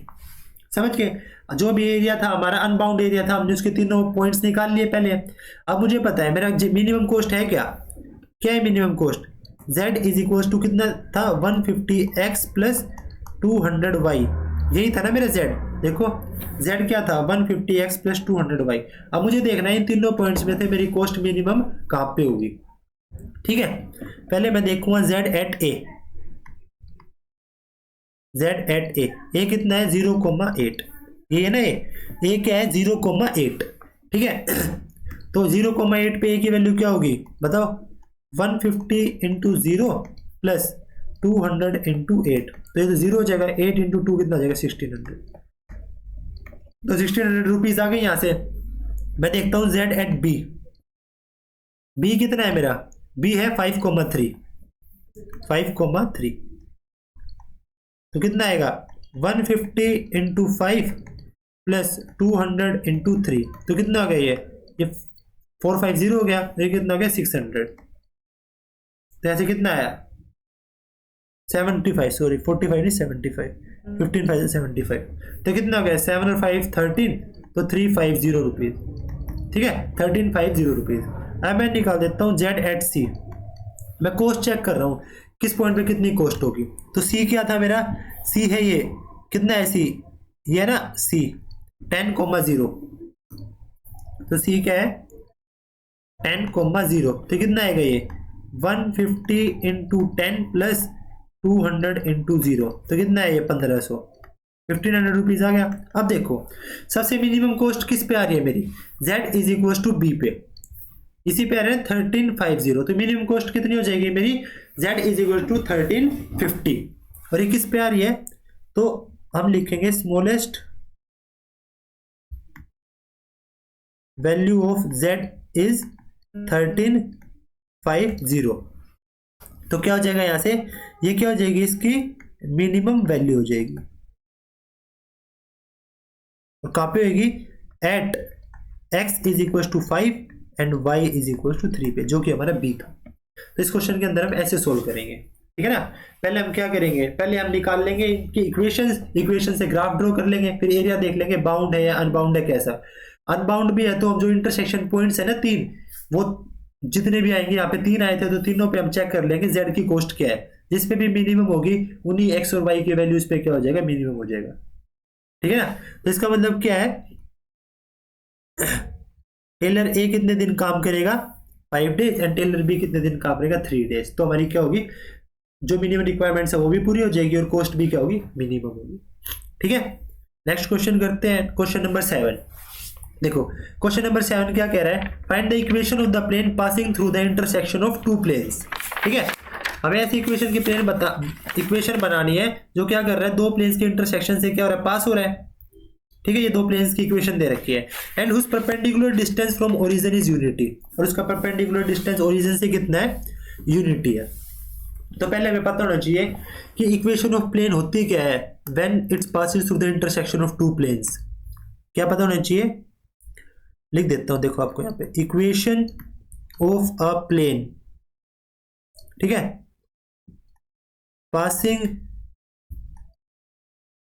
Through the intersection of two planes. तो उसकी इक्वेशन होती क्या है, देखो मैंने मान लिया एक प्लेन है मेरा a1x plus b1y plus c1z plus d1 equal to 0। ये क्या होती है, जनरल फॉर्म ऑफ इक्वेशन होती है प्लेन की किसी भी। और दूसरा प्लेन क्या है मेरा a2x plus b2y plus c2z plus d2 is equal to 0। ठीक है, ऐसा प्लेन जो इन दोनों के इंटरसेक्शन से पास होगा तो उसकी इक्वेशन क्या होगी, क्या होगी उसकी equation, a1x plus b1y plus c1z plus d1 plus lambda, उसके साथ क्या ले लेते हैं, lambda a2x plus b2y plus c2z plus d2 is equal to 0। तो ये क्या होती है, intersection of plane when it passes through the intersection of two planes. तो उसको निकालने का तरीका क्या होता है, हमारे पास ये होता है। ठीक है, अब देखो हमारे अंदर क्वेश्चन के अंदर क्या दे रखा है, तो क्वेश्चन के अंदर देखो दो इक्वेशन दे रखे हैं, तो इसका यूज करके हम उसको निकालते हैं। देखो इक्वेशन क्या क्या दे रखी है, एक दे रखी है x plus 3y plus 6 is equal to 0। एक इक्वेशन क्या है, x plus 3y plus 6 equal to 0, इसको मान लेता हूँ मेरी क्या इक्वेशन 1 है। और दूसरी इक्वेशन क्या दे रखी है, 3x minus Y minus 4z equal to 0। 3x minus Y minus 4z equals to 0, ये हो जाएगी सेकंड इक्वेशन। तो इक्वेशन ऑफ प्लेन क्या होगी, जो दोनों इसे पास हो रहा होगा, equation of plane passing through intersection of plane first and second, इन दोनों के इंटरसेक्शन से पास होने वाले प्लेन की इक्वेशन क्या होगी, x plus 3y plus 6 plus lambda 3x minus Y minus 4z equals to 0। ये होगी ना इक्वेशन, इसको मान लेते हैं थर्ड। तो इक्वेशन क्या होगी, जो दोनों के इंटरसेक्शन से पास हो रही है, इसको थोड़ा सोल्व कर लेते हैं। तो देखो क्या होगा, x प्लस 3y प्लस 6, यहाँ पे क्या हो जाएगा, plus 3 lambda x minus lambda y minus 4 lambda z equal to 0। तो x वाले एक तरफ ले लेंगे, तो यहाँ पे क्या हो जाएगा, 1 प्लस 3 लैम्डा, x कॉमन आ जाएगा, प्लस यहाँ पे क्या हो जाएगा 3 माइनस लैम्डा, y कॉमन आ जाएगा, और यहाँ पे क्या बचेगा माइनस 4 लैम्डा z। ठीक है, प्लस 6 अलग से था इज इक्वल टू 0, ये बचा। अब देखो क्या दे रखा है क्वेश्चन के अंदर, ये तो इक्वेशन आ गई। अब लिख रखा है उस perpendicular distance from the origin is unity, मतलब इस प्लेन का परपेंडिकुलर डिस्टेंस यूनिटी से क्या दे रखा है, 0 दे रखा है। ठीक है, अब देखो किसी भी पॉइंट का परपेंडिकुलर डिस्टेंस प्लेन से कैसे निकालते हैं हम, देखो यहां लिखता हूं अलग से, perpendicular distance of a point. मान लिया एक पॉइंट क्या है आपका x1, y1, z1 है। ठीक है, इसका परपेंडिकुलर डिस्टेंस निकालना है फ्रॉम प्लेन, और प्लेन क्या है आपका ए एक्स प्लस, रुक जाएगा अच्छे से लिखता हूँ, प्लेन क्या है, प्लेन है आपका A X plus B Y plus C Z plus D equal to 0, ये प्लेन है। तो कैसे निकालते हैं perpendicular distance, modulus of A X one plus B Y one plus C Z one plus D upon, इसका क्या लेते हैं, इस पॉइंट्स का मॉडुलस, वो रूट लेके A square plus B square plus C square, A square plus B square plus यहाँ पे आ जाएगा सी स्क्वायर। तो ये तरीका होता है किसी भी पॉइंट का डिस्टेंस निकालने का किस प्लेन से, ठीक है। तो इस क्वेश्चन के अंदर देखो प्लेन की इक्वेशन तो हमारे पास ये है, ये क्या है ए बी सी है, और x one y one z one क्या है, यूनिटी, तो 0 0 0 हो जाएगा ना, यूनिटी से लेना है हमें, ठीक है। तो क्या करेंगे, परपेंडिकुलर डिस्टेंस फ्रॉम ओरिजिन क्या होगा, परपेंडिकुलर डिस्टेंस फ्रॉम, हमें कहां से बताना है, ओरिजिन से। तो ओरिजिन क्या होता है 0 0 0, तो कैसे निकालेंगे, देखो ए वन, हमें क्या लिखना है, ए एक्स वन, एक्स वन तो 0 है, तो ए के साथ मल्टीप्लाई करो तो क्या है, ए 1 प्लस 3 लैम्डा, तो ए क्या है 1 प्लस 3 लैम्डा इंटू 0, ठीक है, प्लस बी क्या है 3 माइनस लैम्डा, वाई के साथ जो है 3 minus lambda into x two, into ये सॉरी इंटू वाई वन क्या है 0, प्लस सी क्या है मेरा, सी देखो सी है -4 लैम्डा, तो यहाँ पे -4 लैम्डा इंटू 0, प्लस डी कितना है, डी है 6, ये हो गया आपका इतना, ठीक है। अपॉन हमें क्या लिखना है, root A square plus B square plus C square, A square करूंगा तो क्या हो जाएगा 1 प्लस 3 लैम्डा का स्क्वायर, बी स्क्वायर करूंगा तो क्या हो जाएगा 3 माइनस लैम्डा का स्क्वायर, प्लस सी स्क्वायर करूंगा तो -4 लैम्डा का स्क्वायर, ठीक है। अब इसको आपको क्या करना है, सोल्व करना, देखो ऊपर तो सब 0 हो जाएगा, बचेगा क्या ऊपर 6, तो और नीचे क्या बचेगा, देखो अंडर द रूट, स्क्वायर खोल लेता हूँ, इसका क्या होगा 1 a square plus B square करो तो 9 lambda square plus 2 a b करो तो 6 लैम्डा, प्लस इसका करो तो क्या आएगा 9 प्लस लैम्डा का स्क्वायर माइनस 6 लैम्डा, और इसका कितना होगा प्लस 16 लैम्डा स्क्वायर, 6 लैम्डा से क्या होगा 6 लैम्डा कट जाएगा, ठीक है।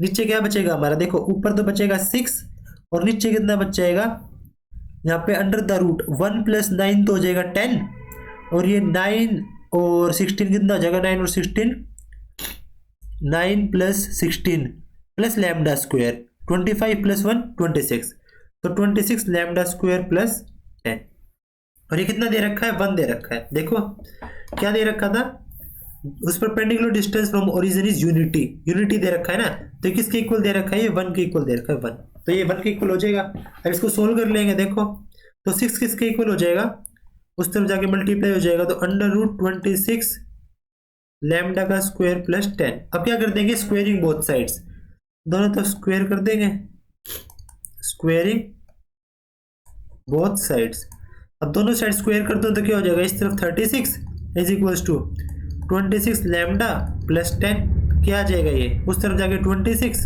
इज इक्वल्स टू 26 लैम्डा का स्क्वायर, तो लैम्डा स्क्वायर कितना आ गया 1, तो यहाँ से लैम्डा की वैल्यू 2 आ गई प्लस -1। अब 2 वैल्यूज आ गई, अब दोनों वैल्यूज के लिए क्या करेंगे, हम इक्वेशंस को सोल्व करेंगे, ठीक है। अब हम लिखते हैं when lambda is equals to 1, जब मेरा क्या है लैम्डा की वैल्यू क्या है 1, हमें निकालने प्लेन की इक्वेशन, देखो ये इक्वेशन 3 थी ना, ये क्या है प्लेन की इक्वेशन है, अब मैं लैम्डा की जगह -1 रख देता हूँ, देखो इस इक्वेशन के अंदर, ये जो इक्वेशन है ना मेरी, इस इक्वेशन के अंदर क्या करता हूँ, लैम्डा की वैल्यू -1 पुट कर दूंगा, ये जो मैं हाईलाइट कर रहा हूँ इसको, यहाँ पे लैम्डा की जगह अगर आप -1 पुट करोगे तो क्या आएगा, x प्लस 3y प्लस 6, क्या आएगा x plus 3y plus 6 plus lambda की 1 पुट कर देंगे, क्या बचा 3x minus Y minus 4z, 3x minus Y minus 4z is equal to 0, इसको सोल्व कर लेंगे तो क्या बचा x plus 3y plus 6 plus 3x minus Y minus 4z is equal to 0, तो कितना है ये 4x आ गया, प्लस यहाँ से कितना आ गया 2y और -4z, ठीक है। Plus 6 is equal to 0। अब देखो यहाँ से क्या आ रहा है, 2 कॉमन आ रहा है, तो क्या बचेगा 2x plus Y minus 2z plus 3 is equal to 0। तो एक इक्वेशन तो ये आ गई हमारे पास, ठीक है। अब दूसरी इक्वेशन कब आएगी, जब लैम्डा की जगह हम क्या पुट करेंगे, -1, when lambda is equal to -1। क्या लिखेंगे, व्हेन लैम्डा इक्वल टू -1। जब मैं लैम्डा -1 पुट करूं तो क्या हो जाएगा, देखो यहाँ पे ये थी ना, ये था x प्लस 3y प्लस 6, क्या हो जाएगा x plus 3y plus 6 plus यहाँ पे -1 लैम्डा की जगह, और ब्रैकेट में क्या बचेगा 3x minus Y minus 4z, 3x minus Y minus 4z is equal to 0। इसको सोल्व कर लेंगे, क्या बचेगा x plus 3y plus 6 minus 3x plus y हो जाएगा, और ये प्लस 4z हो जाएगा इज इक्वल टू 0। तो क्या बचा -2x plus 4y plus 4z plus 6 equals to 0, ये बच गया ना। अब देखो यहाँ से 2 कॉमन ले लेंगे, तो क्या बचेगा -x plus 2y plus 2z plus 3 equals to 0, और यहाँ से पूरे में से माइनस कॉमन ले लो तो क्या आएगा x minus 2y minus 2z minus 3 equals to 0। एक इक्वेशन ये आ जाएगी। तो इसकी क्या बनेगी, 2 इक्वेशन बनेगी, ठीक है। एक बार लैम्डा 1 और एक बार लैम्डा -1 लेंगे, ठीक है ना। ये हमारा परपेंडिकुलर डिस्टेंस निकालने का फॉर्मूला है, किसी भी पॉइंट से प्लेन का परपेंडिकुलर डिस्टेंस कैसे निकालते हैं, तो उसका यूज करेंगे। उससे पहले हम कोई भी 2 प्लेन से इंटरसेक्ट करते हैं तो क्या इक्वेशन होती है उनकी, इस इक्वेशन का यूज करेंगे, ठीक है। तो इसके अंदर हमें 3 चीजों का पता होना चाहिए, समझ गए ना। ऐसे करना है इस क्वेश्चन को, और 2019 का क्वेश्चन है, इंपॉर्टेंट क्वेश्चन है एक। अगले क्वेश्चन में पढ़ते हैं। अगला क्वेश्चन किस चीज का है हमारा, ये show that the family of curves for which the slope of the tangent at any point x, y on it is x square plus y square upon 2xy is given by, इसके equal prove करना है।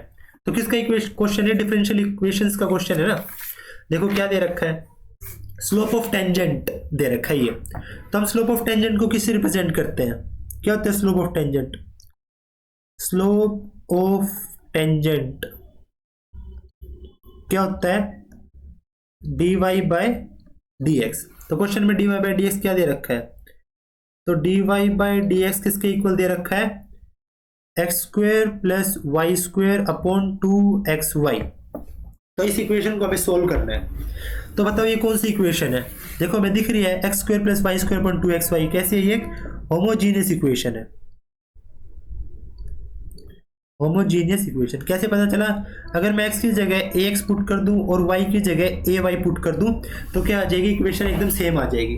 करके देखो, x की जगह x put करो तो क्या आ जाएगा, a square x square plus y की जगह पुट करो तो a स्क्वायर वाई स्क्वायर, ठीक है। अपॉन ऊपर से a स्क्वायर कॉमन आ जाएगा, अपॉन ax इंटू ay, तो a square x y, a square से a स्क्वायर कट जाएगा, तो इक्वेशन सेम हो जाएगी। तो dy बाई dx की फॉर्म में तो क्या पुट करते हैं, put y is equal to vx, ठीक है ना। इसको क्या करेंगे, इक्वेशन 1 मान लेंगे, ठीक है। तो y is equal to vx क्या हो जाएगा, डिफरेंशिएट कर देंगे विद रिस्पेक्ट टू x, तो dy by dx is equal to v plus, अब सेकंड का करेंगे तो dv by dx into x, ये हो जाएगा, ये हो जाएगी सेकंड। क्या करेंगे, इक्वेटिंग फर्स्ट एंड सेकंड, ये सब आपको एग्जाम में लिखना होता है, इसलिए मैं यहाँ लिख के बता रहा हूँ ताकि आपको इसकी आदत रहे। इक्वेटिंग इक्वेशन 1 एंड 2, अगर मैं फर्स्ट एंड सेकंड इक्वेशन को इक्वेट करूँगा तो क्या आ जाएगा मेरा, देखो dy बाई dx इक्वल थे दोनों, तो x square plus Y square upon 2xy इसके इक्वल आ जाएगा। तो क्या आ जाएगा, v plus dv by dx into x is equals to क्या आ गया, यहाँ पे x square plus Y square upon 2xy, x square plus Y square upon 2xy, और y की जगह क्या पुट कर दूंगा, vx। अगर मैं y की जगह vx पुट करूँ तो क्या बचेगा मेरे पास, v is equals to dv by dx into x is equal to x square, v x put करो तो v square x square upon यहाँ पे क्या हो जाएगा 2v एक्स स्क्वायर। वाई की जगह क्या पुट कर रहा हूँ मैं, वी एक्स पुट कर रहा हूँ, ठीक है, ये हो गया। अब देखो यहाँ से ऊपर से एक्स स्क्वायर कॉमन आ रहा है और नीचे से आगे कट जाएगा, यानी क्या पुट कर दिया, y is equal to we x लिख देता हूँ। तो क्या हो जाएगा, v plus dv by dx into x is equal to, ऊपर से एक्स स्क्वायर कॉमन आएगा तो नीचे से कट जाएगा, तो क्या बचेगा 1 plus we square upon 2v, ये बच गया। अब देखो v इस तरफ आ जाएगा, तो dv by dx into x is equal to 1 plus v square upon 2v, इस तरफ आ गया माइनस v हो गया। तो क्या बचा, एलसीएम ले लूंगा, 1 plus v square minus 2v square upon 2v, तो 1 minus v square upon 2v। ठीक है, तो क्या आ गया मेरे पास, dv by D x into x, dv by D x into x is equals to क्या आ गया, 1 minus v square upon 2v, 1 minus v square upon 2v। अब क्या कर देंगे, वेरिएबल सेपरेशन कर लेंगे, तो उस तरफ जाके क्या हो जाएगा, ये हो जाएगा 2v upon 1 minus v square d is equals to d x by x. अब क्या करेंगे, दोनों तरफ इंटीग्रेट कर देंगे। देखो इसको कैसे सोल्व करेंगे, इस वाले को अगर मैं वी स्क्वेयर को जेड मान लूं, क्या कर दूं, let v square is equals to z, तो 2v dv क्या हो जाएगा, dz, उसका यूज यहाँ पे कर लूंगा, तो क्या हो जाएगा ये यहाँ से dz अपॉन कितना आ गया, ये dz अपॉन z, क्या आ गया, dz अपॉन z आ गया, और ये क्या हो जाएगा is equals to dx upon x। तो क्या आ गया ये यहाँ से dz अपॉन z का करूँगा तो log z हो जाएगा, और log z क्या होता है, z की जगह v स्क्वायर, तो ये क्या हो जाएगा log v स्क्वायर। ठीक है ना, नहीं तो आप इसमें 1 माइनस वी स्क्वायर को भी पुट कर सकते हो, ये 1 माइनस जेड आएगा, सॉरी 1 माइनस जेड, तो क्या हो जाएगा log 1 माइनस वी स्क्वायर, या फिर 1 minus z 1 minus v square को भी जेड के इक्वल पुट करके आप सोल्व कर सकते थे। ठीक है ना, ऐसे हो जाएगा ये, मुझे एक बार इसको थोड़ा अच्छे से लिख देता हूँ मैं, तो ये क्या हो जाएगा log of 1 minus v square. ठीक है, log of 1 minus v square हो गया, और इस तरफ क्या हो जाएगा log of x plus log c। ठीक है, अब देखो log x इस तरफ आगे क्या हो जाएगा, माइनस का हो जाएगा, तो log of 1 minus v square minus log x is equal to log c हो गया। तो ऐसे क्या आ गया, log ऑफ, ये क्या बच गया मेरे पास, अगर माइनस में हो तो क्या हो जाता है, डिवाइड हो जाता है, is equal to log c। ठीक है, अब दोनों तरफ log log है तो ये तो कट जाएगा।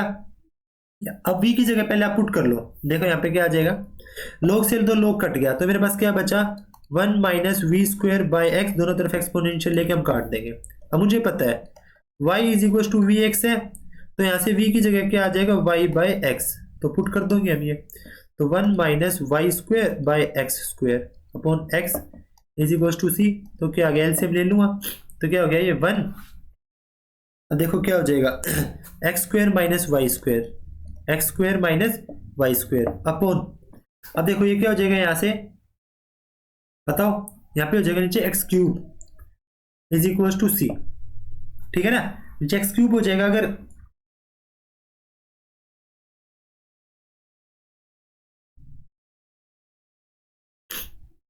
एक्स क्यूब हमें क्या प्रूव करना था, हमें एक्स सी एक्स करना है, एक्स क्यूब कैसे बन रहा है, कुछ गलती की हमने शायद। यहाँ पे देखो डी जेड बाई जेड था, ये क्या हो जाएगा 1 माइनस जेड।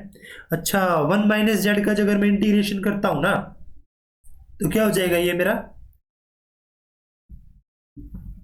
अच्छा तो इसको मैं पता है क्या कर लूंगा, देखो इसको मैं लिख लेता हूँ इसको अलग से, ये 1 माइनस जेड है ना यहाँ पे, तो माइनस का साइन भी तो आएगा, तो इसको मैं क्या लिख सकता हूँ, देखो इसको मैं लिख सकता हूँ ऐसे, माइनस कॉमन लेके बार D Z upon 1 minus Z, Z minus 1, मैंने क्या कर लिया, माइनस कॉमन ले लिया। ठीक है, तो इसको यहाँ पे एक बार दोबारा सोल्व कर लेते हैं, देखो ये क्या है, माइनस का साइन हमने मिसप्लेस कर दिया यहाँ पे, देखो क्या हो जाएगा यहाँ पे, ये माइनस की गलती हो गई ना, ये क्या था 1 माइनस जेड था, अगर मैं इसको क्या करता हूँ, इसको भी रब करना पड़ेगा, देखो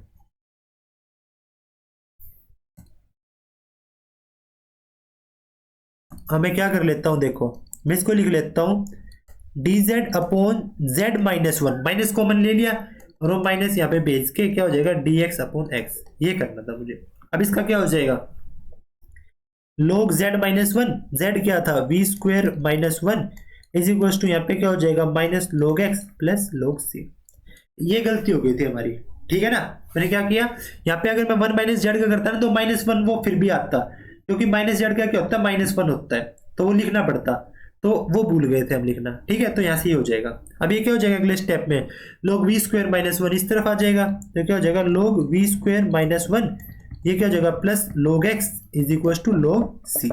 ये भूल गए थे है ना। तो यहाँ पे क्या हो जाएगा, देखो इसको अगला स्टेप वहीं से करते हैं, इसको हटा देते हैं यहाँ से, तो फिर कंफ्यूजन हो जाएगी। ठीक है, अब देखो क्या आ गया मेरे पास आ गया log of v square minus 1 plus, अब ये देखो log के अंदर जब भी कोई चीज है log 1 a plus log b क्या होता है log a इंटू b, तो यहाँ से क्या हो जाएगा log ऑफ ये v स्क्वायर माइनस 1 तो था ही into x is equal to log c। अब दोनों तरफ एक्सपोनेंशियल ले लो तो log से log कट जाएगा, क्या बचेगा v square minus 1 into x is equal to C. अब मुझे पता है y is equal to we X था, तो v की जगह क्या पुट कर दूंगा y बाई एक्स। ठीक है, अगर y बाई एक्स पुट करता तो क्या हो जाएगा y square by X square minus 1 into x is equal to C. ठीक है, तो यहाँ से क्या है मेरा y square minus x square by X square into X तो था इज इक्वल टू सी, एक एक्स से एक एक्स कट गया, तो y square minus x square is equal to c x. तो देखो ये गलती माइनस के साइन की वजह से पूरा क्वेश्चन गलत हो रहा था, यहाँ पे एक्स क्यूब बन रहा था है ना, क्योंकि log की प्रॉपर्टी अलग हो जाती और ये मुझे प्रूव करना था। X square minus Y square is equal to C, हमारा क्या है उल्टा है तो इसको ऐसे लिख लो ना, x square minus Y square is equal to उस तरफ जाके माइनस सी एक्स हो जाएगा। ठीक है, तो कांस्टेंट है वो, तो कांस्टेंट का तो सी का कुछ भी कर सकते हैं हम, इज इक्वल टू इसको सी1 एक्स कुछ भी लिख सकते हैं। ठीक है, या फिर आपको इसको पहले सी1 मान लेते हैं बाद में सी लिख लेते हैं, कुछ भी कांस्टेंट जो बचता है ना वो सी में भेज के उसी को 2 बचता है तो 2c को सी लिख देते हैं है ना, तो कांस्टेंट में भेज देते हैं। समझ गए, तो ऐसे करना था इसको। हम यहाँ पे छोटी सी गलती कर रहे थे, हम क्या कर रहे थे 1 माइनस जेड का सीधा हम log लिख रहे थे, तो माइनस log z हो जाएगा, तो उसको हटाने के लिए मैंने सीधा पे लेकर कर लिया, साइन कॉमन लेके उस तरफ भेज दिया। ठीक है, ऐसे हो जाएगा ये क्वेश्चन। इस टाइप के क्वेश्चंस भी आते हैं, 2017 में आया हुआ क्वेश्चन है ये। ठीक है, तो इस टाइप के क्वेश्चंस भी हमें करके जाने। अगला क्वेश्चन हमारा रिलेशन एंड फंक्शन से। ठीक है, आपको पता है रिलेशन एंड फंक्शन से एक क्वेश्चन तो पक्का आएगा ही आएगा, या तो वो ये आएगा कि इक्विवेलेंस रिलेशन के ऊपर, मतलब सिमेट्रिक ट्रांजिटिव रिफ्लेक्सिव के ऊपर, या फिर एक आएगा 1 1 एंड ऑन 2 के ऊपर। पिछली वीडियो में मैंने एक 1 1 ऑन 2 का लिया था, इस वीडियो में मैंने एक रिफ्लेक्सिव का ले लिया, और ये लेटेस्ट क्वेश्चन है 2020 में आया हुआ है। ठीक है ना, एकदम लेटेस्ट क्वेश्चन है। देखो क्वेश्चन के अंदर क्या दे रखा है, check whether the relation r in the set n of the natural numbers is given by r is equals to a comma b, a is divisor of b। Divisor क्या होता है, जिससे हम डिवाइड करते हैं। अगर a is divisor of b है, मतलब मैं b को क्या कर रहा हूँ, a से डिवाइड कर रहा हूँ, मतलब b नंबर a से क्या हो रहा है कंप्लीटली डिवाइड हो रहा है, यही मतलब है ना। अगर a b का डिवीजर है तो इसका मतलब क्या है कि b a से कंप्लीटली डिवाइड हो रहा है, और ये क्या है सेट ऑफ नेचुरल नंबर्स है। ठीक है, नेचुरल नंबर्स क्या होते हैं, सब पॉजिटिव इंटीजर्स जो होते हैं ना, वही। देखो वो रिफ्लेक्सिव के लिए मैं क्या करूंगा, अब देखो कैसे करते हैं हम इस क्वेश्चन को। देखो मैं मान लेता हूं रिफ्लेक्सिव के लिए लिख देता हूं, फॉर रिफ्लेक्सिव मैं मान लेता हूं लेट एक नंबर है a, वो क्या करता है बिलोंग्स करता है n से, a बिलोंग्स टू n। ठीक है, n क्या नेचुरल नंबर्स, तो हमारे पास क्या होगा, हमें क्या दे रखा relation a is divisor of a, तो यहां से हमारे पास क्या हो जाएगा वी हैव, क्या हो जाएगा a is divisible by a, मतलब कोई नंबर खुद से तो डिविजिबल होगा ही होगा है ना। ये अगर मैं कोई नंबर a मानता हूं, मान लो 2 मान लेता हूं, तो 2 से तो डिवाइड होगा ही होगा। रिफ्लेक्सिव के अंदर क्या करते हैं a r a belongs to n prove करने में। ठीक है, तो वो नंबर a मान लिया तो वो a खुद से तो डिवाइड होगा ही होगा, तो क्या हो जाएगा ए आर ए। ठीक है ना, दैट इज, इसका मतलब क्या हो गया a कोमा a, कोई नंबर a मानना था, वो क्या करेगा रिलेशन से बिलोंग करेगा, बिलोंग्स टू रिलेशन। इसका मतलब क्या हो गया, ये एक रिफ्लेक्सिव हो गया, इट इज रिफ्लेक्सिव। ये क्या हो गया रिफ्लेक्सिव रिलेशन हो गया। जब भी हमारा ए आर ए क्या आ जाए बिलोंग्स टू जो सेट दे रखा है उसके आ जाए, तो वो क्या होता है एक रिफ्लेक्सिव रिलेशन होता है हमारा। ठीक है, ऐसे हमारा रिफ्लेक्सिव रिलेशन प्रूव हो जाएगा। ठीक है, अब हम क्या करेंगे सिमेट्रिक रिलेशन प्रूव करेंगे। ठीक है, अब मैं अगले में लिख लेता हूं फॉर सिमेट्रिक क्या करेंगे। देखो सिमेट्रिक के अंदर हमें क्या करना पड़ता है, ए आर ए मतलब ए आर बी किसके इक्वल प्रूव करना होता है, बी आर ए के। ठीक है, अब मैं क्या करता हूं लेट 2 नंबर मान लिए ए और बी। ठीक है, ये क्या कर रहे हैं किसी रिलेशन एन से बिलोंग कर रहे हैं नेचुरल नंबर से। ठीक है, अब देखो ए आर ए का मतलब क्या है, A R B sorry A R B का मतलब क्या है, A is divisor of B, A is divisor of the A is divisor of B, ये है ना। तो इसका मतलब क्या है कि मतलब जो ए है वो बी का कोई मल्टीपल है, यही मतलब तो हुआ।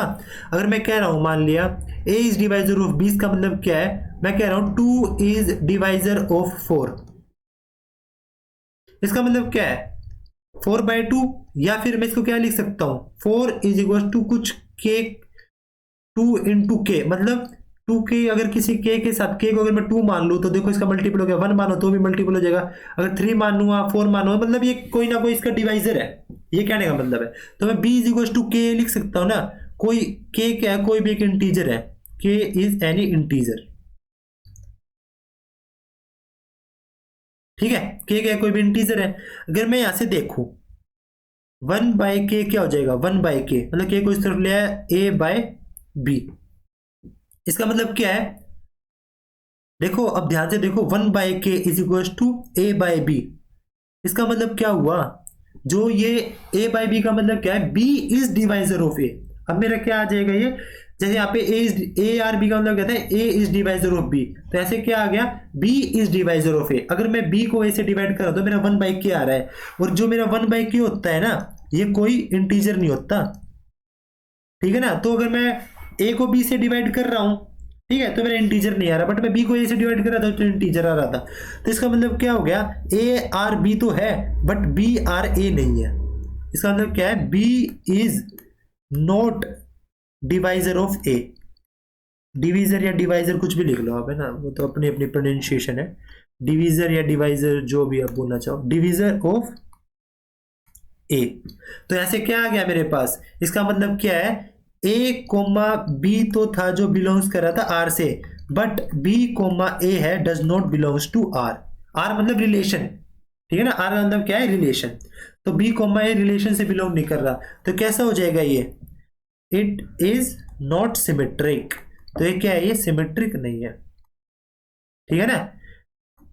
अगर मैं a को b से डिवाइड कर रहा था तो मेरा 1/k आ रहा है, जिससे क्या है कि 1/k तो कोई इंटीजर नहीं होता, 1/2 0.5 ये सब इंटीजर नहीं होते, इंटीजर क्या होते हैं, कंप्लीट वैल्यूज होती है। तो 1/k क्या है, इंटीजर नहीं है, तो इसका मतलब क्या हो गया, बी आर ए है जो रिलेशन नहीं है, ठीक है। अब तीसरा क्या करते हैं, ट्रांजिटिव। देखो ट्रांजिटिव में क्या करते हैं हम, 3 ले लेते हैं ए बी सी, क्या करते हैं, let a comma b comma c क्या करते हैं, बिलोंग्स टू आर। अब देखो ए आर बी करेंगे पहले, ए आर बी का मतलब क्या है, ए आर बी का मतलब है कि ना A is divisor of, A is divisor of B, A क्या है, बी का डिवाइजर है, तो इसका मतलब मैं कैसे लिख सकता हूं, बी इज इक्वल टू कोई भी कांस्टेंट k1 a, ये फर्स्ट मान लिया, ठीक है। ऐसे ही B R C, A R B B R C, B R C का मतलब क्या है, B is divisor of C, तो ऐसे क्या आ जाएगा, सी इज इक्वल्स टू k2b, ये मैंने सेकंड मान ली। तो फ्रॉम फर्स्ट एंड सेकंड क्या होगा, देखो यहाँ पे c है, b की जगह मैं क्या पुट कर दूंगा, k1a, यहाँ पे जो b है ना इसकी जगह ऊपर से k1a पुट कर दूंगा, तो क्या हो जाएगा k2 k1a, तो ऐसे क्या आ गया k1 k2a, है ना। और जो k1 और k2 यहां से देखो क्या आ जाएगा, c/a is equal to k1 k2, और जो मेरे k1 k2 है क्या है, दोनों इंटीजर है, तो मल्टीप्लाई करूंगा तो k1 और k2 की तो वो भी इंटीजर ही आएगा। तो यहां से मेरा क्या प्रूफ हुआ, a is divisor of c, इसका मतलब क्या हो गया, a comma c belongs to r।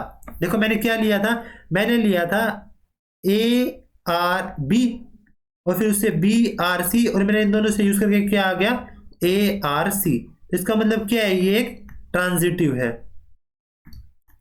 कैसा रिलेशन है, ये एक ट्रांजिटिव रिलेशन है, ठीक है। इतनी बात समझ में आ गई। अब देखो इसके बाद हमें क्या पूछा है क्वेश्चन में, हमने तीनों चीजें प्रूव कर दी ना। अब क्वेश्चन में हमें पूछा है कि बताना था कि ये रिफ्लेक्टिव सिमेट्री को ट्रांजिटिव में से क्या क्या है, also determine whether r is an equivalence relation.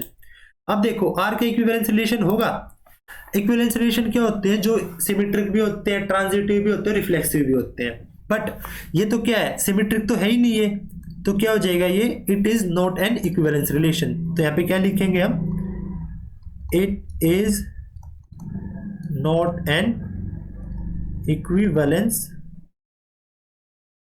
Relation. तो कैसे हो जाएगा ये? इक्विवेलेंस रिलेशन नहीं होगा क्योंकि ये क्या है, सिमेट्रिक नहीं है। रिफ्लेक्सिव ट्रांजिटिव तो है बट ये क्या है, सिमेट्रिक नहीं है। तो इस क्वेश्चन को ऐसे करना है, इजी क्वेश्चन होते हैं बहुत, है ना। अब देखो अगले क्वेश्चन पे आते हैं जो कि हमारा आज का लास्ट क्वेश्चन है। और ये लास्ट क्वेश्चन कौन से है? ट्रिग्नोमेट्री से, इनवर्स ट्रिग्नोमेट्री से, है ना। देखो कैसे करेंगे इस क्वेश्चन को।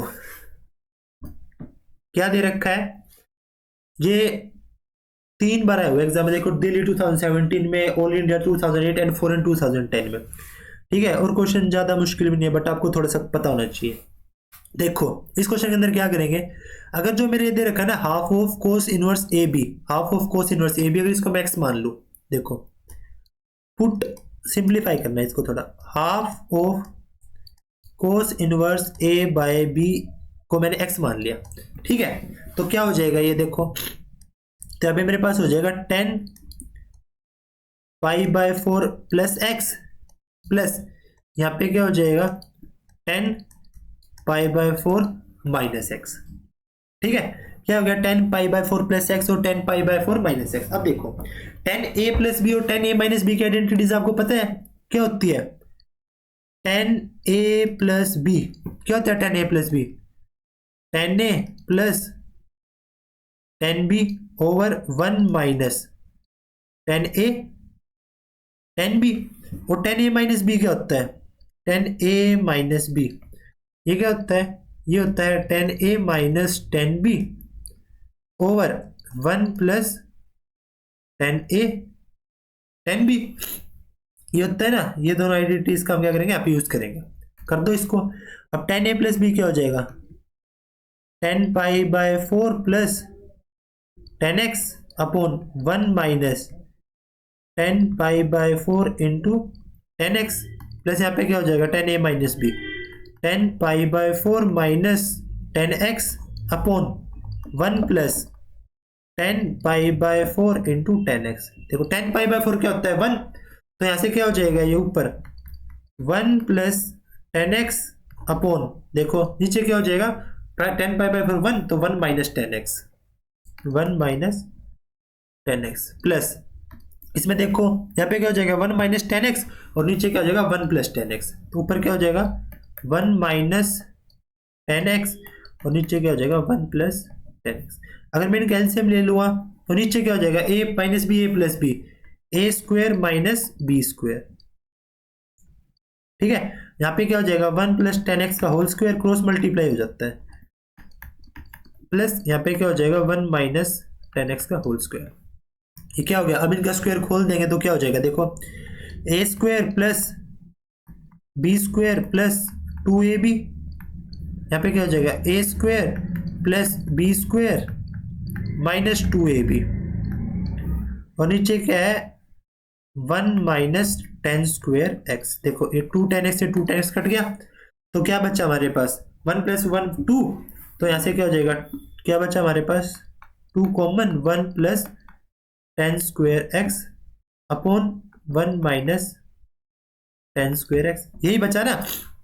देखो क्या बचा, हाँ ऊपर बचा 1 प्लस 1 2 हो गया, यहाँ से 10 स्क्वायर एक्स 2 हो गया, नीचे 1 प्लस 10 स्क्वायर एक्स तो था ही। अब देखो अब मुझे एक फॉर्मूला पता होना चाहिए, क्या cos 2x 10 की फॉर्म में क्या होता है 1 minus 10 square x upon 1 plus 10 square x, ये होता है। देखो 1 माइनस 10 स्क्वायर एक्स नीचे है और ये 1 प्लस 10 स्क्वायर एक्स ऊपर है, तो ये इसको कैसे लिख दूंगा मैं, इसको लिख सकता हूँ 2 अपॉन कोस 2x, है ना। नीचे कोस 2x होगा तो ये 1 प्लस 10 स्क्वायर ऊपर चला गया तभी तो हो गया ये, तो ये क्या आ गया 1 अपॉन 2 अपॉन कोस 2x। अब मैं यहाँ पे x की वैल्यू पुट कर लेता हूँ 2 अपॉन कोस 2।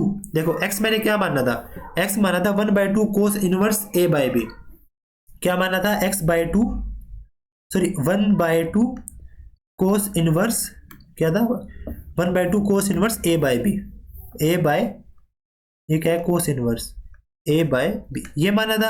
अब देखो यहाँ पे 2 से 2 कट गया, ठीक है, तो क्या आ गया मेरे पास ट्वाइस नीचे cos of cos inverse a by b। अब कोस से कोस इनवर्स तो हट जाएंगे तो क्या बचेगा 2 upon a by b, b ऊपर जाके क्या हो जाएगा 2b बाय a, ठीक है ना। ये क्वेश्चन इजी था, ज्यादा मुश्किल नहीं था। बट आपको क्या करना है, सिंप्लीफाई करने के लिए 1/2 cos inverse a by b को क्या करना है, x के इक्वल मान लेंगे। फिर वहां से tan a plus b tan a minus b की आइडेंटिटी लगा देंगे। फिर क्या करेंगे, उसका एलसीएम ले लेंगे, एलसीएम करके सोल्व कर लिया। फिर हमें cos 2x की आइडेंटिटी पता होनी चाहिए, क्या होती है cos 2x 1 minus ten square x upon 1 plus ten square x. फिर वो आइडेंटिटी लगाने के बाद x की वैल्यू पुट करके इसको सोल्व कर लेंगे। ठीक है, ये हमारा लास्ट क्वेश्चन था इस क्लास का। अब मैंने इस क्लास में आपके लिए एक होमवर्क क्वेश्चन भी रखा है। ठीक है, ये आपका होमवर्क क्वेश्चन है और ये बहुत ही इंपॉर्टेंट क्वेश्चन है, तो आप इसको सोल्व करके कमेंट्स में इसका आंसर बताना है मेरे को क्या आ रहा है।